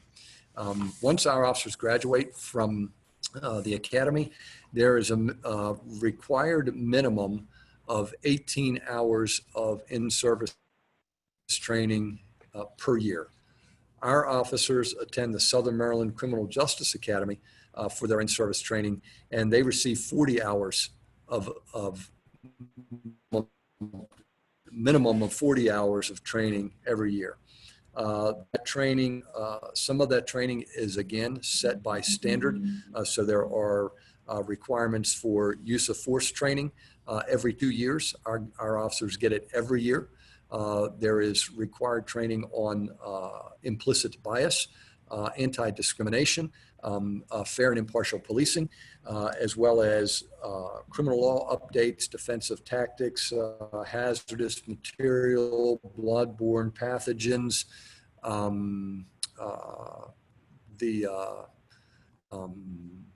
Some of the other training involves interaction with those with intellectual disabilities, everything from autism to Alzheimer's. And the Southern Maryland Criminal Justice Academy takes a unique approach of actually bringing counselors in and individuals that from the community that have these particular mental health challenges, so that our officers can actually engage in live scenario role play with with the counselors being able to provide some overview and direction and guidance for the officers as to how to best interact with this segment of our community. Interviewing of victims of sexual assault, identity fraud, CPR, juvenile crimes and occurrences, as well as traffic enforcement. So all of that to say, some of those are mandated every 2 years. Some of those programs are mandated every 3 years. And some of them, even with the mandates of every 2 to 3 years, are provided every year, use of force being specific to that training. In addition to that, the Maryland Police Training Commission offers significant amounts of training that no cost or low cost to host agencies, to include administrative training or training for first-line administrators, training for supervisors, training in how to deal with a difficult employee. If you're interested in seeing a sample of the training sessions, MDLE.net is the Maryland Law Enforcement Training website that with the Maryland Police Training and Standards Commission, and it would give you, I think, a significant sample and overview of the amount of training that is available and afforded to our officers.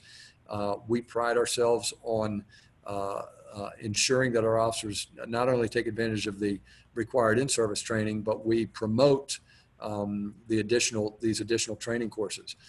We have officers on the department that are certified as drug recognition experts. We have officers that are certified as traffic safety specialists. We have officers that are certified as intoximeter operators. So we have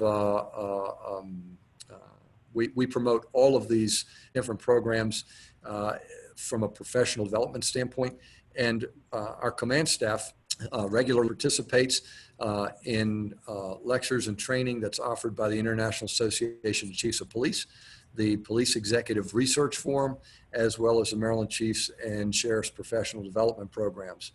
And that one particular program that I think is of significant importance, the Police Executive Research Forum, also known as PERF, provides training in ICAT, ICAT. It's integrating communications, assessments, and tactics. And the program is designed to better educate and train police officers in de-escalation skills, using time and space and distance to help to de-escalate situations. And we have a certified instructor on our department who we sent to a program in New Jersey, again, at expense to the department, but expense well served, so that we could have an instructor on board that's certified in that program, so that they bring it back and all of our officers receive that additional training. So long-winded way of saying I think we're doing a pretty good job. We can always do better. We're not perfect, but we try to make sure that our staff receives the best possible training and professional development. If I could add to what the chief just said, just FYI that my my psychological assessment package exceeds, just like the chief said, that the training and the requirements for the Riverdale Park Police Department officers exceed most of the standards. So does my package, based on the guidelines of the Psychological Services section of the International Association of Chiefs of Police, which is my professional organization that guides people for psychologists who do these things. So my battery is composed of several more pieces of test instruments than most police psychologists use, and they are constantly researched. I am not a research person. I've never claimed to be. That's not my thing. I rely on people who do that for their daily, that's what they do. And I rely on that. And these tests have been very well researched to be as predictive as possible. As the chief just said a moment ago, there's no way to be 100% in almost anything, but certainly not in psychological science. It's really impossible to guarantee anything. But in general, and I mean generally meaning like 95% of the time, it is a pretty accurate assessment process. I just wanted to add that. Understood. And just so you know, my wife is actually a PhD experimental psychologist, so I Oh, understand the there you go. uncertainties and the issues very Thank well. you. I fortunately have my research in a harder area, and things are a little bit more predictable, but it's a different world.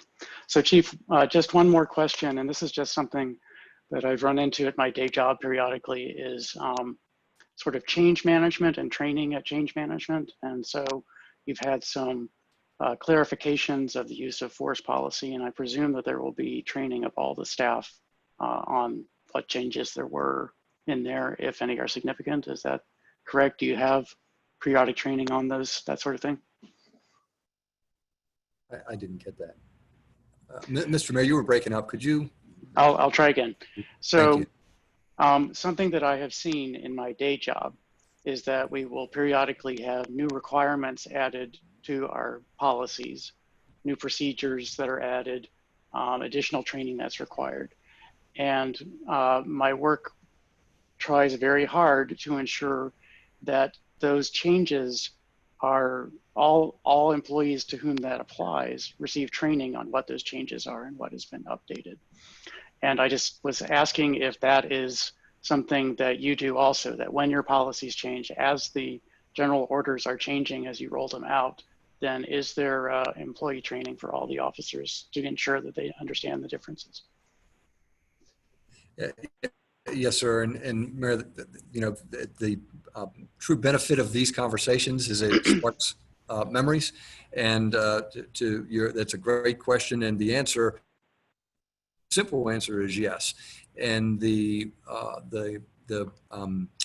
benefit of using companies such as Lexapol is when the policies are promulgated and distributed and disseminated, when the officers get those policies, they have to acknowledge, not only acknowledge receipt of those policies, but then those policies are later tested. So for knowledge. So that's I think that was one of the selling points, if you will, when we looked at the various companies that are out there that provide this level of service or this type of service. Clearly, we want our policies to be legally defensible, but we also want to make sure that our officers are well trained and acknowledge the changes, and particularly as it pertains to this topic with use of force, because the court decisions do change, and when court decisions change, the policy likewise has to change. So just for an example, the Fourth Circuit in Richmond, Virginia, issued a decision a couple of years back as it related to the deployment of a taser that did not occur here in Maryland. I believe it occurred in North Carolina, and that decision affected where a taser fell on a use of force with regards to the deployment. So that change in case law is binding on all those agencies. Circuit requirements changed, and all of our officers were trained and tested on that new policy. Sorry, Very fantastic. important. Thank you very much. So let's Yes. move on to community engagement and transparency. Is that where we're going next? Again, I will, this I envision as the community's opportunity to provide me and the assistant chief and our staff with ideas for community engagement. We have, I know we have members of our citizens community advisory council online right now. I certainly want to recognize the president, Liz Boland, who I see her name staring at me. So Liz, thank you for joining us this evening and for being part of this conversation and for your continued work with the police department and in trying to move our community engagement forward. With the unfortunate situation with the COVID, we've had to curtail a lot of our activities, our community activities, much to our chagrin. So our CCAC meetings have not been conducted regularly, but we're getting pretty good at the technology. So we're going to get them back live with Zoom. Events like National Night Out, resident police academies, ride-along programs, community walks, coffee with a cop, a lot of the different programs that we've been engaged in, we've had to curtail months, and we look forward to getting them back into at least perhaps not a full swing, but a socially distanced swing, if you will. Around the holidays, we do our shop with a cop. We do our Christmas food basket delivery around both Christmas and Thanksgiving. Our Toys for Tots program, things of that nature. So a lot of things that I think are important for our community and demonstrate the community's involvement with their local police department. But there's always more that can be done. And I'd like to ask Liz if she's able to perhaps provide a couple of comments, and this is the opportunity for our community to give us suggestions as to how we can better engage. Hi, Chief. Thanks. Can everybody hear me all right? Yeah. Yes. Okay, thank you.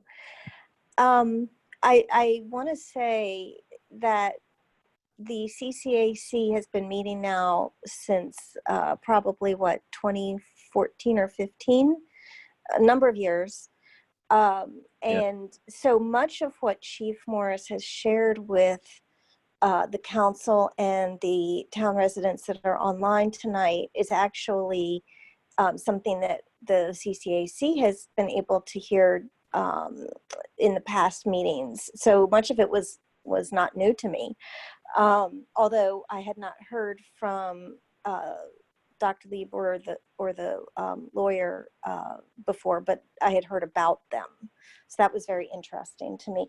The CCAC has struggled to get enough membership we have good membership. We've struggled to get enough attendance at our meetings beyond the members of the council. And so I want to encourage all of the interested residents of the town to attend our meetings when we have them. We always advertise them on Town Talk. Attendance gives you opportunity to ask direct questions of the leadership of the police department, ask about their policies, etc., learn more about policing in Riverdale Park, give good feedback. It's a communication.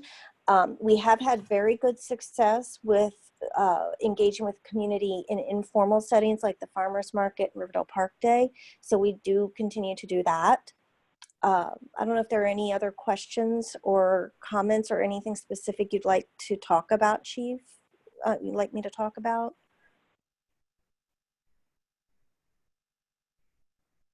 So Liz, thank you, and thanks for joining us this evening. And if you could, the CCAC took and changed the approach to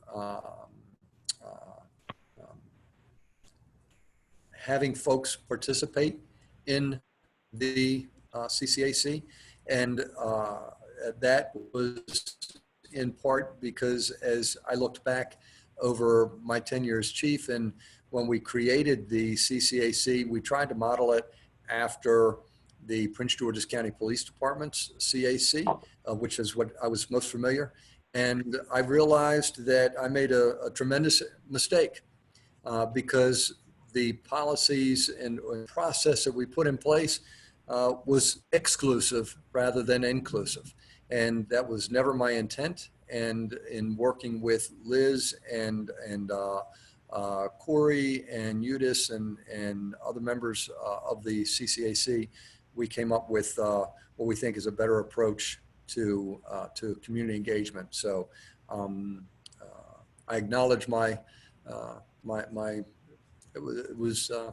was wrong in my approach, and that was members of the CCAC that helped me see that. And Liz, if you could perhaps comment on what we're doing now, it might encourage more folks to participate. Sure. Yeah. So it used to be the meetings, while very informative, they were very much like I felt very much like I was in a classroom, and I loved being in a classroom. So I didn't mind it, but I could see where some people would be wanting more of an engagement type of approach, and something a little bit more conversational. Is that the right word, really? So I think that's where we're going now. So that the meetings will not be held exclusively at the town hall. They were previously, because it was a large room and it has chairs and tables, but now they're going to be held out in the community. As a matter of fact, before COVID came in March, we were going to hold it at the restaurant in Riverdale Plaza. But then COVID happened, and so we had to cancel that. And then other venues, like maybe houses of worship that are in the town, that kind of thing, to kind of get out into the community and have opportunities for you to interact and engage with the police department that way. Does that help?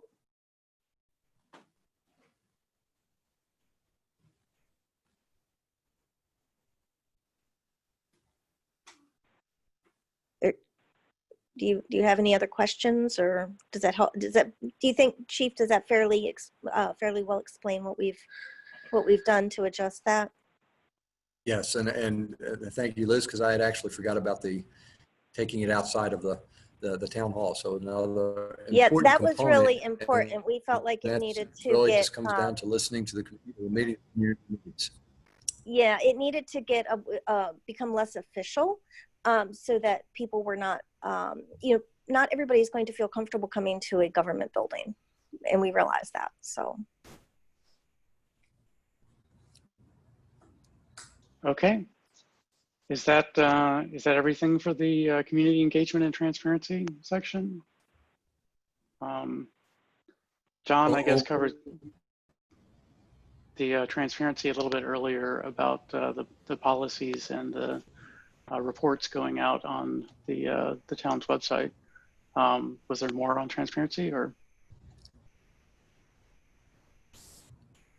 Colonel? Did you? So I think I'm sorry. Go ahead. Go ahead, John. I was just making sure that you had heard it, because your connection is a little bit choppy. So I think just to. Let me mute mine. It's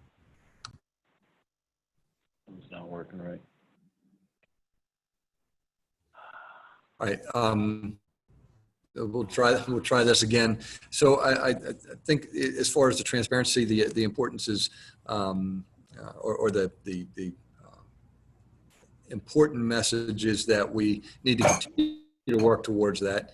I think that our website, not just for the police department, for the town, has promoted a tremendous amount of both transparency and accountability. The police department's portion of the website has the reporting meets not just the reporting requirements, but actually exceeds it. As our Lexipol policies come online, expect to see more of those policies posted on the website. It's been an extremely intensive process, certainly very labor intensive, but well worth the time and the effort and the energy, and frankly the cost, because I do think that what we will have is good public policy for the police department, and very transparent, so that our community can see what to expect from their community policing department.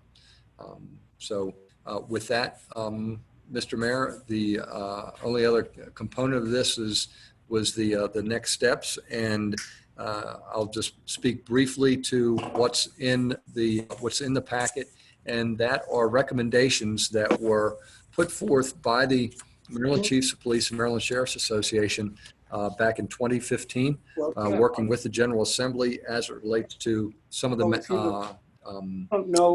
components of the LAOBR. I'm sorry.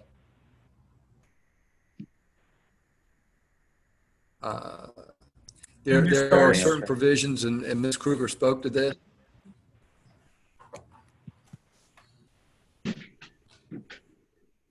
Yes. Hello?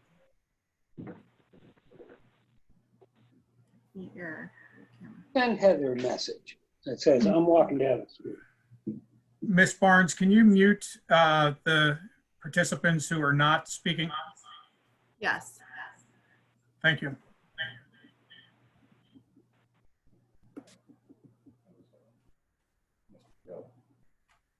Go ahead, Colonel. Okay, all right. Thank you. I'm echoing here. Give me 1 second.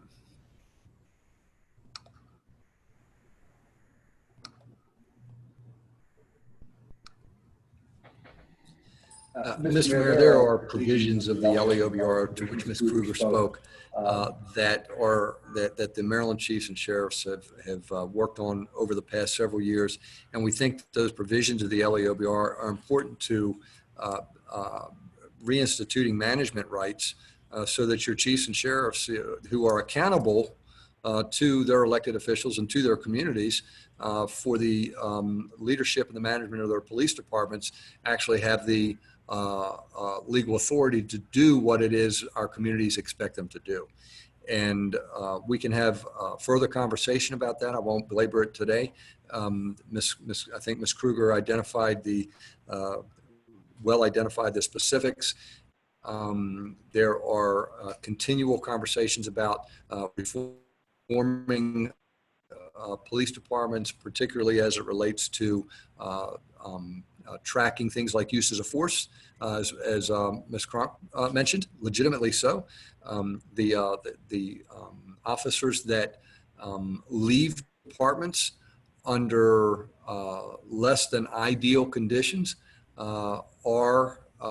there are processes in place with the Maryland Police Training Commission that precludes those individuals from being hired by other agencies. But again, those policies are not as transparent as they could be, and they're not as transparent as they could be because of the way the current laws are written. So I would offer to the mayor and council that this is an opportunity for Riverdale Park to be leaders in a change agent perspective, to look at some of these areas that your chief law enforcement officers throughout the state have said would make for better policing in our communities collectively. So I would offer that. And with that, Mr. Mayor, thank you again for the time, to you and the council, and to the many community members that came out this evening to share their thoughts. And even if they're just listening in, I think that it's important. Know that I'm always available. My email address is online, and I think the mayor can attest to the fact that when I get an email, I'm pretty quick on my responses. So please don't hesitate to reach out to either me or to the assistant chief with any questions or concerns. This is your police department. We're just occupying seats here and trying to lead it and lead the men and women to be able to provide the best possible police service to our community. Thank you, Chief. Okay, are there any more questions from members of the council or members of the public before? I don't have as many questions as I had earlier, so let me see what's still I would love survived. to ask a question, Mr. Mayor. Please. Good evening. This is Abby. I live in Ward 1 in Riverdale. I've looked closely at the numbers included in the biweekly town managers updates for the police department. There's lots of data in there, which is appreciated. Biweekly, there are hundreds of incidents labeled other incidents in the police data, which is by far the most in any category and has led to almost 3,000. I don't know about anybody else, but I'm having a hard time hearing you, Abby. Okay. Is this any better? Yes, ma'am. Thank you. Okay. Yeah, no problem. Thank you. So the other incidents that are included in the town manager update has led to almost about 2,700, about close to 3,000 police responses in 2020 already. So I have two questions. First, is it possible, could you please explain what these...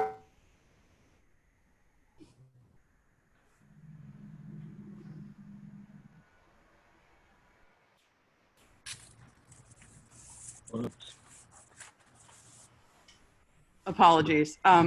Could you explain for us what these other incidents encompass? And second, is it at all possible that the police team deals with... Abby, I'm sorry. I want you, I know you want an explanation on something with the status and information report, but you're cutting out.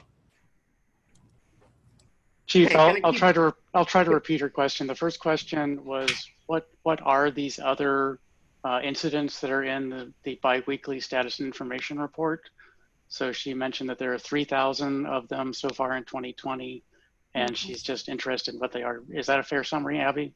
Yes, thank you, Mr. Mayor. And then my second part of the question, hopefully this can get through, is, you know, in any part of these other incidents, does the police team deal with situations that they're not trained for?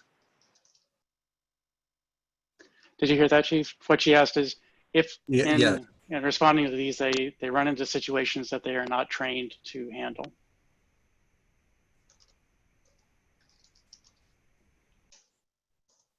So, two great questions. Let me answer the first one, Abby. So I will say that from January 1st of this year to May the 31st, we have responded to exactly 5,542 calls for. Now, those calls for service could be area checks that are generated either because the officers are patrolling certain areas and where they call out in those area checks. And that helps us to provide information to the residents to say that officers are in particular areas of the town and doing what we hope that our community wants them to do. They could be traffic stops, they could be burglary calls, they could be calls for crimes, any type of crime in process. A lot of the calls for service we get are quality of life calls. So everything from loitering to disorderly to it's summertime and we get a lot of complaints for folks that are drinking in public. So the calls really kind of run the gamut. We are generally fortunate that our violent crime is not substantial, but we do unfortunately respond to calls for cuttings where individuals have been in a fight and been cut, stabbed intentionally, shootings, things of that nature. So we do have those types of calls for service. So we break down the assaults, the robberies, the burglaries, the crimes that are identified under the Uniform Crime Reporting, and then we kind of lump everything else together.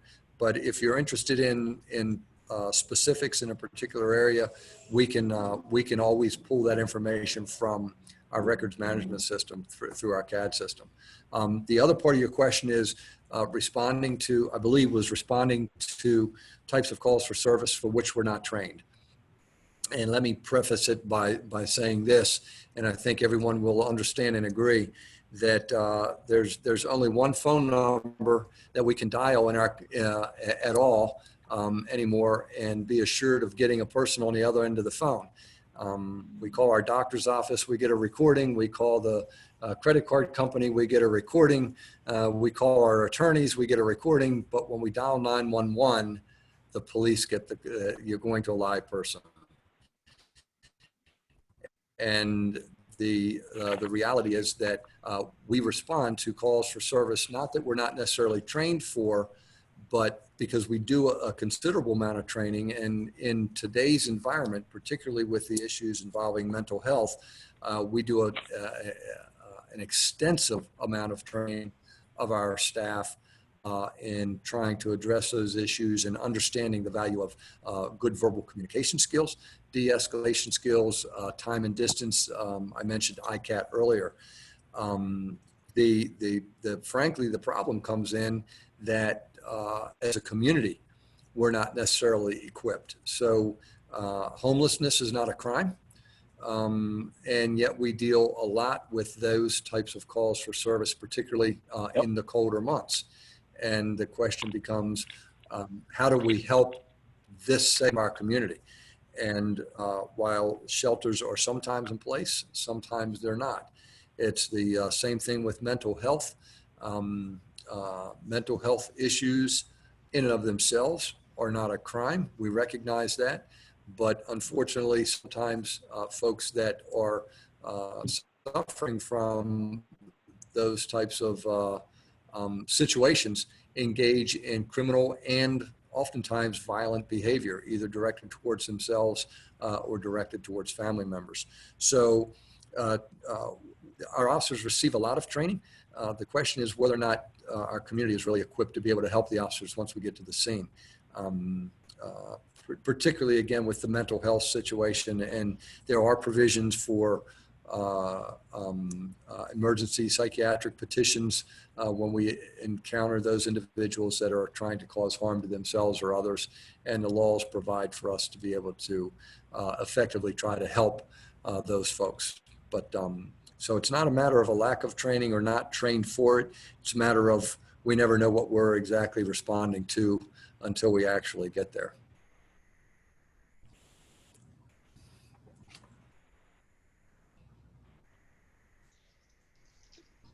Does that answer your question, Abby? Thank you, Mr. Mayor. Thank you, Chief Morris. That is helpful. I also just want to really quickly say thanks to the staff and for the opportunity to ask questions and to have a little bit of democratic deliberation. And that as a resident, I do not support the town council signing any legislation from the Maryland Chiefs of Police Association or Maryland Sheriff's Association. Thank you.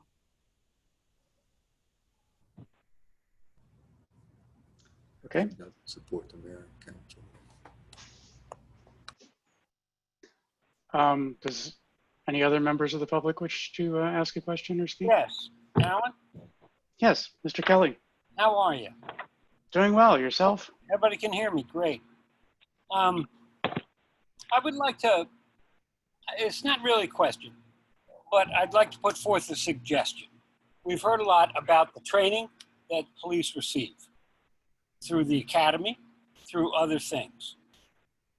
I would like to know what the town council, and the department can do to turn the Riverdale Park Police Department into a graduate school for the academy. Things like 80% you're in uniform, you're doing your regular patrol work.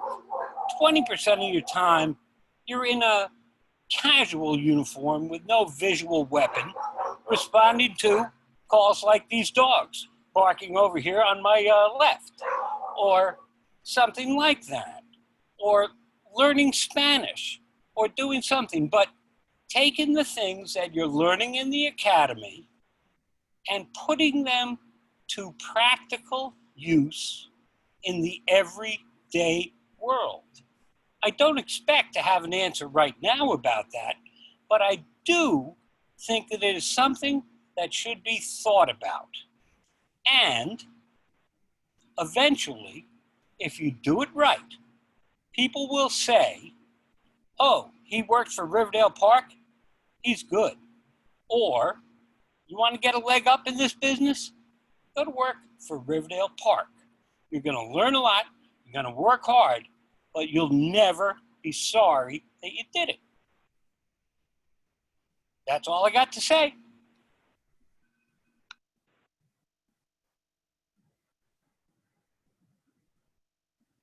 Thank you, Mr. Kelly. We actually, just to let you know, have spent a lot of money on training some officers and had them depart, after only being here for 3-4 years. So we do get some of that.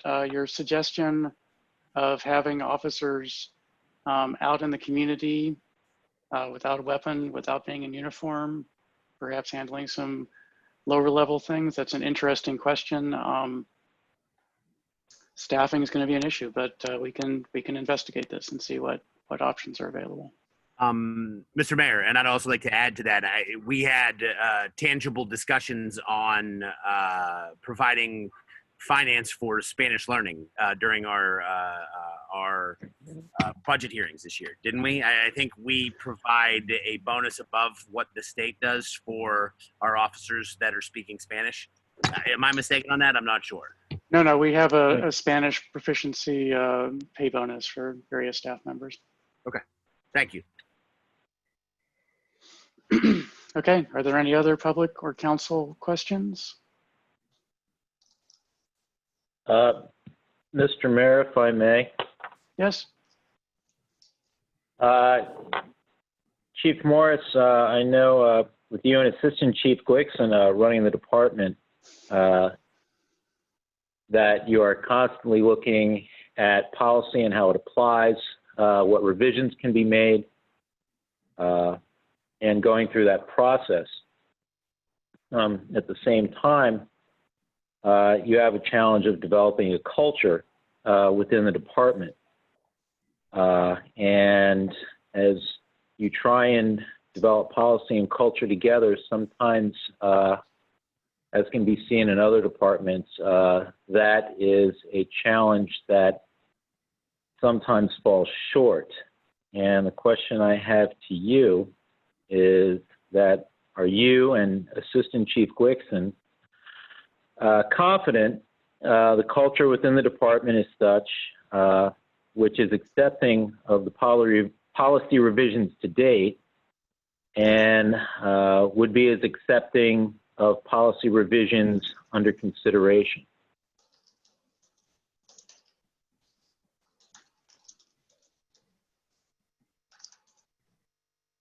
Councilmember, thank you for the question. And yes, look, I think the one constant in law enforcement is change. I mentioned earlier that the assistant chief and I, between the two of us, have collectively over 60 years of law enforcement experience. So we've certainly seen significant changes in policing throughout our careers. And the police departments of today are far more advanced, both from an academic perspective, as well as keeping in mind that we are now recruiting from a generation that is, frankly, I think, more appreciative and understanding of the need for change. So when it comes to policies and things of that nature, and training and understanding the needs of the community, I think that we're very fortunate here, at least in Riverdale Park. And I think that's the advantage of a smaller municipal police department where we're closer to the troops. And the assistant chief and I have interaction with all of our officers on a regular basis. Not so much so in much larger agencies where that just isn't an opportunity. So it gives her and I an opportunity to have very impactful conversations with the men and women on the department. And I've seen nothing but favorable understanding and acceptance, and they're also quite candid in their feedback as well. So I think the simple answer to that question is we're very fortunate, and the answer is yes. Thank you. Are there additional questions or comments from members of the public or council?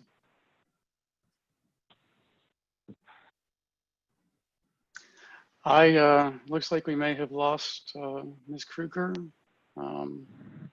which is a little bit, I'll just ask these questions and hope that maybe the chiefs can answer some. I know that you know a fair amount about the law enforcement officers' Bill of Rights.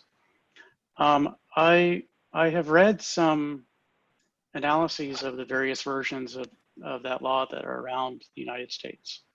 And fairly often they identify the Maryland version of the OBOR as being one that leans towards protecting officers rather than leaning towards ensuring that officers are held accountable for what they do.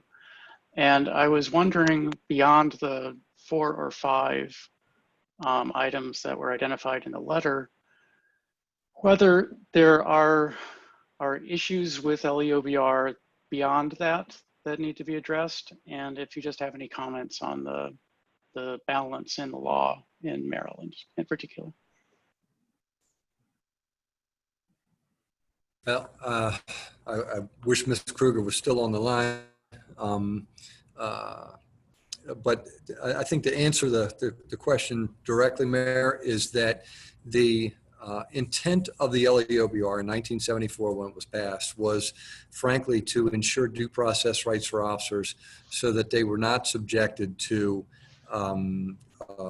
random acts of discipline, so that there was equity in the disciplinary process for officers. Keep in mind that we have both police departments and sheriff's offices in the state, and sheriffs are elected, chiefs of police are appointed. And that in and of itself creates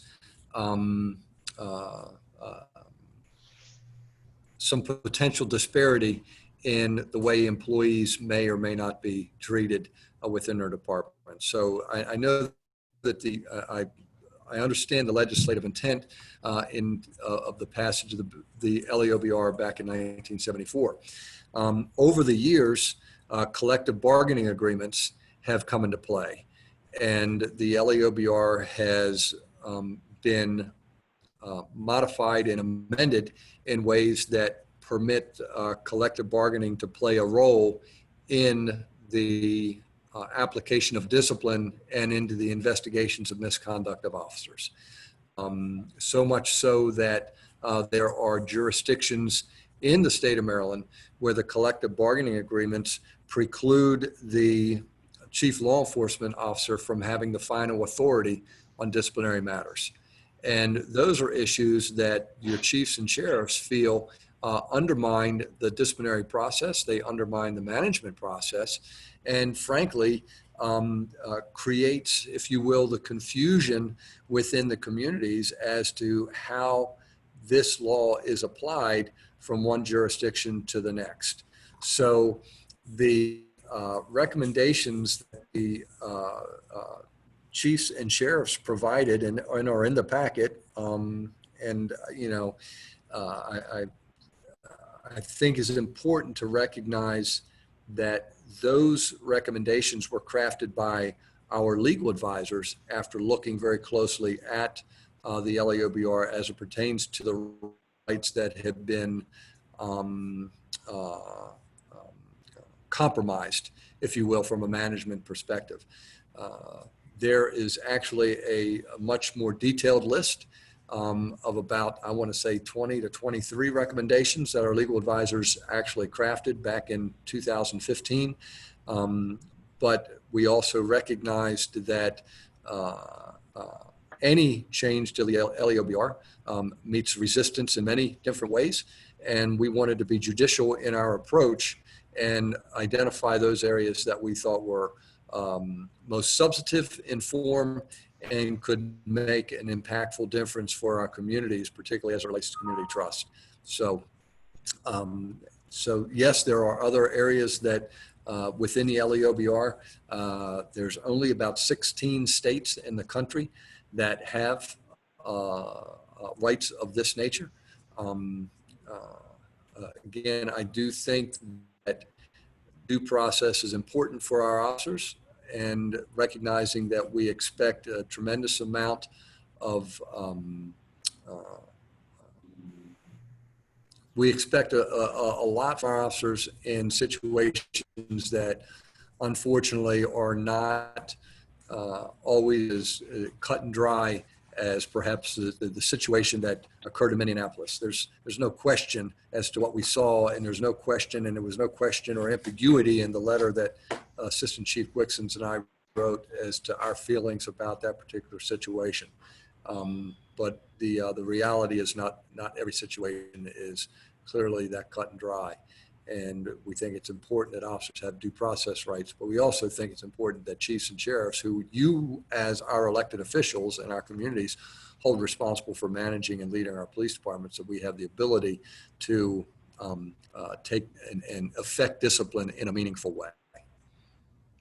And I understand that, and I will say that as the mayor of Minneapolis is finding out that the electeds are actually held responsible for that, and I understand the reason to have some distance between the electeds and the police. That's I understand the due process rights. I understand that issue, and due process is a constitutional right that we all are deserving of having. It is a God-given right, or a constitutionally given right, and we should be allowed to exercise it freely.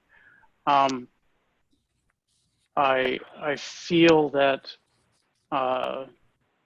there are some changes coming to LEOBR in the next legislative session. I've heard a lot from people who I think were concerned about taking on the Fraternal Order of Police, and that they are not, this year, are not so concerned. I think that there's a much better chance of some changes coming than there has been in previous legislative sessions. So watch out when January rolls around, and have a list. We should have a list ready at that time.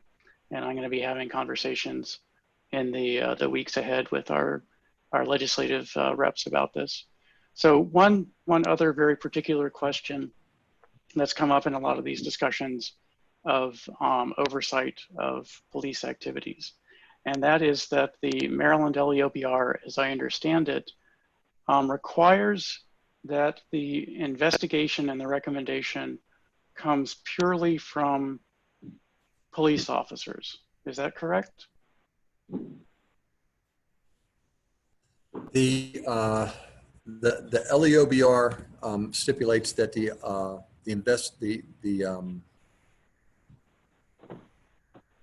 trying to think of the exact wording, the investigator has to be a sworn officer. Okay. So the answer to that is yes. And so I can understand that as part of due process that you don't want to have a purely citizens oversight committee, but can you explain to me whether you think it's possible to have a citizen representative on some investigative boards of that sort and still provide due process to the officer?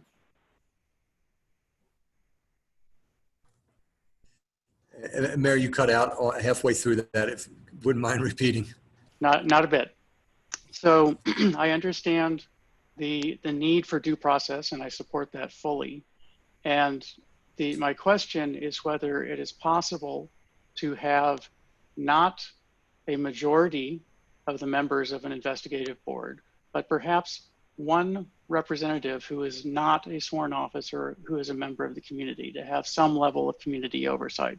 I know that in some places there have been citizen oversight, pure citizen oversight, and I understand the concerns that the officers have about that.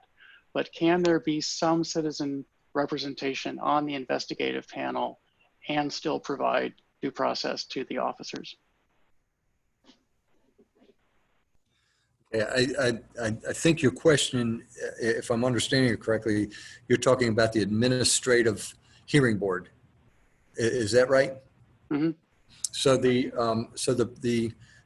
House Bill 1016 provided a means, if you will, for police chiefs or jurisdictions to provide for a measure to put a civilian on the administrative hearing board. So that provision exists under the law,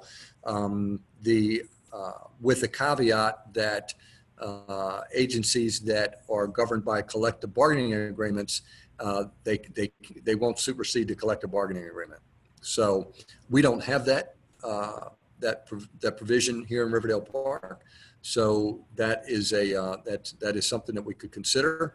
But I think it's important to note from a practical perspective that I mentioned that I terminated 2 employees since I've been here as your chief, and without getting into the particulars, because I'm prohibited by law from doing that, both of those employees were terminated as a result of the recommendation of the administrative hearing boards.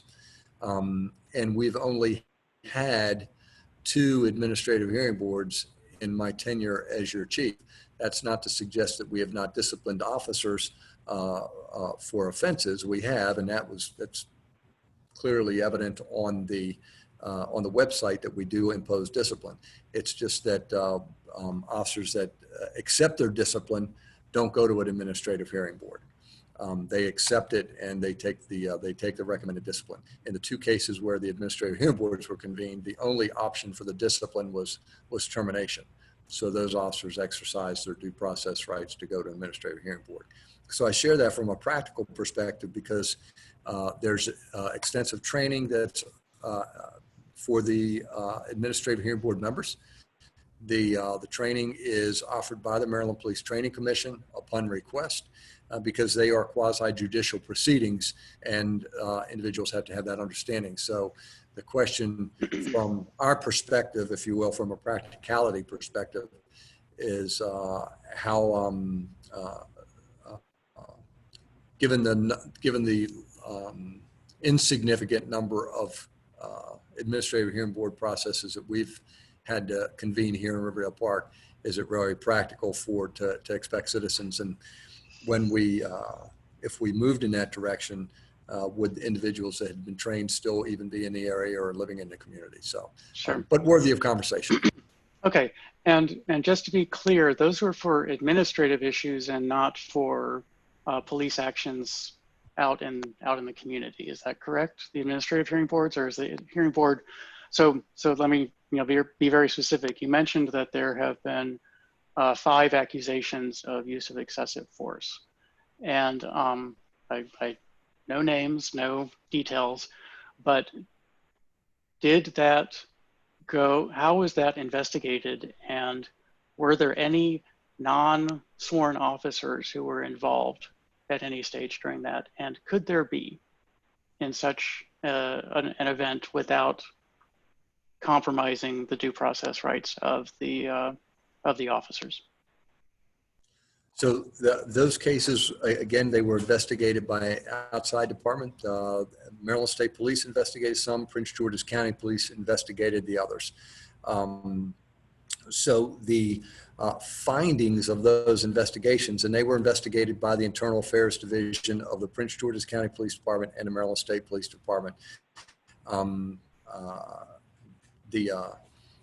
Investigators in those cases would have been sworn members of the department because that's what the law requires. If there is a change in the law, then those agencies may, if they choose to do so, use civilian investigators. But as the law currently exists, those investigations were conducted by sworn members of those respective agencies. Once those investigations were completed, in Prince George's County, we have the Citizens Complaint Oversight Panel. Mm-hmm. That is a group of citizens that review all the investigations. So those investigations that were conducted were forwarded to the CCOP for review. The CCOP has certain subpoena powers. Oh. They can make recommendations back to the chief, so that review. So there is a component here in Prince George's County that is unique, frankly, to Prince George's County, and the CCOP has been in existence since the Blue Ribbon Commission formed it back in sometime around 1989, 1990. So there is a citizen review component. I did not know about that that committee. Thank you very much. I appreciate that that piece of information. My last Leobor question is just about the information that is collected and stored and available about anyone who's accused of any form of misconduct. And so at the end of the investigation, and in the case of those 5 accusations of use of excessive force, then they were found, the officers were found to have not committed any, not had any issues with what they did. And are there records of that are stored anywhere, or are those destroyed as part of the process? So the records and I want to be clear, if you'll bear with me on 1 second, let me find the document, and again, without giving up any specific information. So it's there was a allegation of excessive force in 2012, April of 2012, another one in March of 2013, another one in May of 2014, and another one in February of 2017. All of those investigated either by the Maryland State Police or the Prince George's County Police Department. The findings on the use of force came back non-sustained, and there's very specific language as it relates to the findings, either exonerated, non-sustained, sustained, unfounded, or closed administratively. There was one of those cases, while the use of force was non-sustained, there was a language complaint that was sustained. So Okay. Sustained complaints are not expunged. Okay. Non-sustained, unfounded can be expunged after a certain period of time within the parameters of the law, and I want to say it's 3 years. So those files are kept. But I want to point out for you, Mayor, and the council, because this is a tremendous investment that you made into the police department. In February of 2019, there was a complaint of excessive force and language, specifically language involving a racial slur. And the difference between that investigation and the previous 4 was it was captured on body camera. So the investigation exonerated the officer, which meant that the force that was applied was lawful and justified, and it unfounded the language complaint because the language that was referred to in the complaint had actually been used by the complainant and not by our officer. So tremendous investment, a very significant investment in the body cameras, but I think that speaks again very well to what we're trying to do collectively as a town to make sure that we're providing the best possible service to our community. So I thought that was important to share without getting too much into the detail of the I appreciate it, and that was what motivated us to ask you about that many years ago, and to have it come in and to find the money in the budget to pay for it, is that's exactly what we wanted to come out. I think that is it for Leobor. I have a few questions about tracking use of force, period. And so, one question is that I have, and this was just scanning the policy as it scrolled by on Ms. Barnes's screen and my screen, is that there's mandatory reporting required for use of excessive force. So if one officer notes the use of excessive force, believes it was excessive, they're mandated to report that to supervisor. And I just wanted to check to see whether there is some threshold for the excessive use of force. So one of the very upsetting, infuriating things that I saw on my TV screen over the last couple of weeks was a journalist who was lying on the ground at the end of their car, not moving, and an officer came by and apparently sprayed them in the face with pepper spray. And certainly looked to me like that was use of excessive force. They weren't moving, they were lying face down on a concrete. They had their press pass displayed, and that seemed like excessive force. So would something at that level, I'm not asking you to rule on that exact thing, but would the use of pepper spray trigger mandatory reporting? Is that level something that would require it? So the use of pepper spray constitutes a use of force. Okay. And the use of force triggers the reporting requirement. And we have three levels of force, if you will: unnecessary, aggressive, and excessive. So the question that, and I you know, I don't want to, respectfully, I don't want to deal in hypotheticals. You know, what you've described to me sounds like the potential for an unnecessary use of force versus excessive. But I can't, I would be,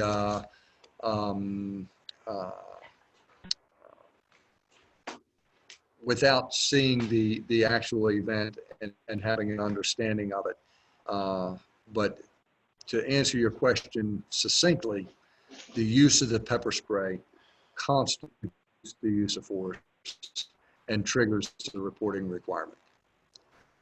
Okay, so just any use of force triggers a reporting requirement, is that correct? So anyone who uses their taser or uses pepper spray, that ends up in the shift report, is that correct? So the use of pepper spray, the use of a baton, the use of a taser, the use of physical force to physically take someone to the ground who is resisting arrest, all of those constitute a use of force. General handcuffing,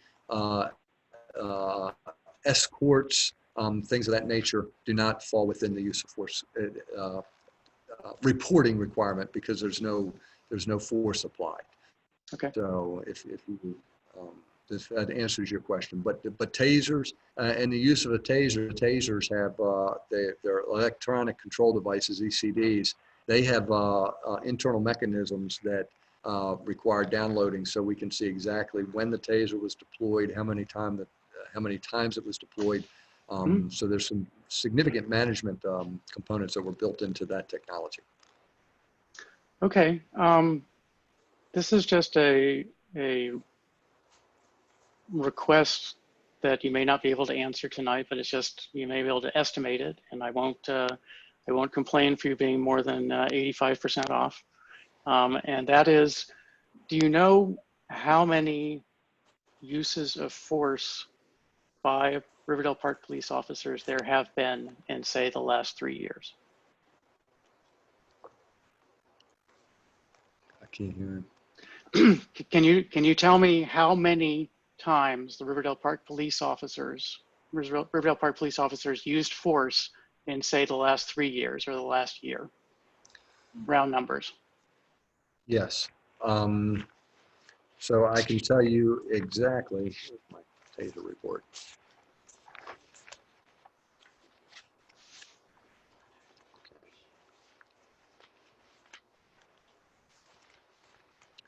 So I can tell you, Mayor, we have used a taser exactly 20 times in the last since 2014. 20. Yes. Wait a minute. So in 2014, we deployed the taser 7 times. In 2015, it was 4 times. In 2016, we deployed a taser 3 times in a use of force. In 2018, we deployed it 2 times in a use of force. In 2019, we deployed it 4 times in a use of force, and we've not had the need to deploy a taser at all so far in 2020. So Okay. 20 deployments since 2014, and all of those reports are also reported to GOCAP, Governor's Office of Crime Control and Prevention. We're required to provide complete ECD reports annually. So that data is also publicly available. Okay. So I'm just sort of interested, as I am in tracking COVID cases. I'm always interested in leading indicators that you have an issue, and so the people exhibiting a fever, the number showing up at ERs with a fever or with symptoms, that's a leading indicator as opposed to hospitalizations of COVID. And similarly, it would be nice if the Riverdale Park Police Department were tracking leading indicators of excessive violence by a given officer. So I presume that some officers might be a little bit more inclined to use violence than others. And it would be nice if you could track them and sort of provide feedback and ensure that that was happening. With only 20 cases over that many years, I can understand that this is going to be difficult and there may not be data that you can track. But I would be interested in discussing, perhaps not towards the end of a almost 3-hour meeting, having a long discussion about this, but it just seems like it would be a good idea if there's enough data there to support that strategy.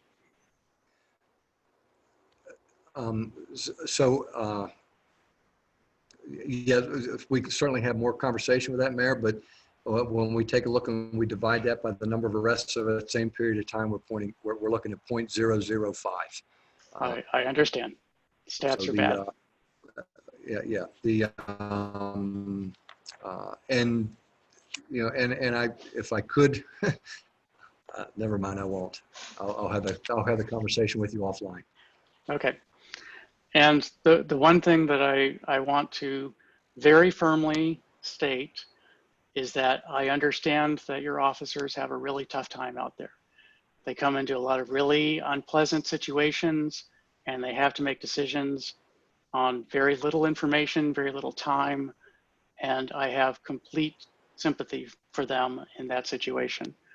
And it's all just a matter of balance and trying to make sure we're doing the most we can to root out the bad apples should any sneak past Dr. Lieb's careful scrutiny, then just monitoring and keeping track of them and making sure that we're finding them early and getting them out as quickly as we can should one sneak by.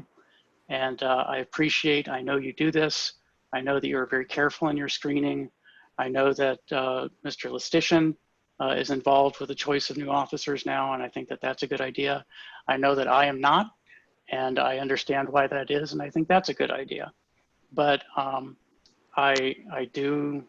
that's where I believe most of the citizens of the town are coming from, is that we just want to be sure we're preventing things. I know a lot of what's going on just from my discussions with you over the last 15 years, no, since you got here. And I just try to convey that to other members of the community, that I believe that we're on the right track. I believe we're not completely insulated from this, but that I think we're doing the right thing. And I appreciate all of your efforts in that direction. Thank you. Anybody else?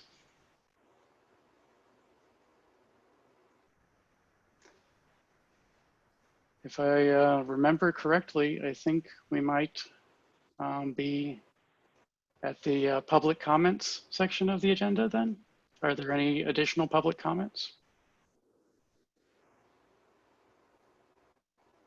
May I have a motion to adjourn? Mr. Mayor, if I may just give a reminder on something before you adjourn. Yes. We do have a work session next week. We had moved the work session that was originally scheduled for tonight until the 30th. So that'll be at 7 o'clock. So we encourage people to attend. Thank you, Mr. Listician. Motion to adjourn? Thank you, Mr. Mayor, members of the council, and to our community. We appreciate this opportunity. Thank you for the heavy lift tonight, Chief. It's appreciated. Motion to adjourn. Thank you very much, folks. Is there a second to Councilmember Foe's motion to adjourn? Second. Seconded by Councilmember Mayers. I will now do a roll call. We do not discuss the motion to adjourn. Councilmember Dixon is still not here. Is that correct? Councilmember Foe? Aye. Councilmember Lingua? Aye. Councilmember Henry is still not present. Is that correct?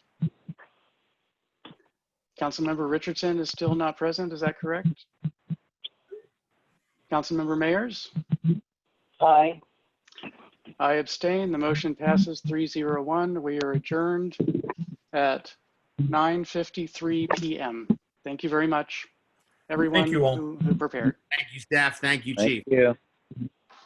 Thank you, everyone.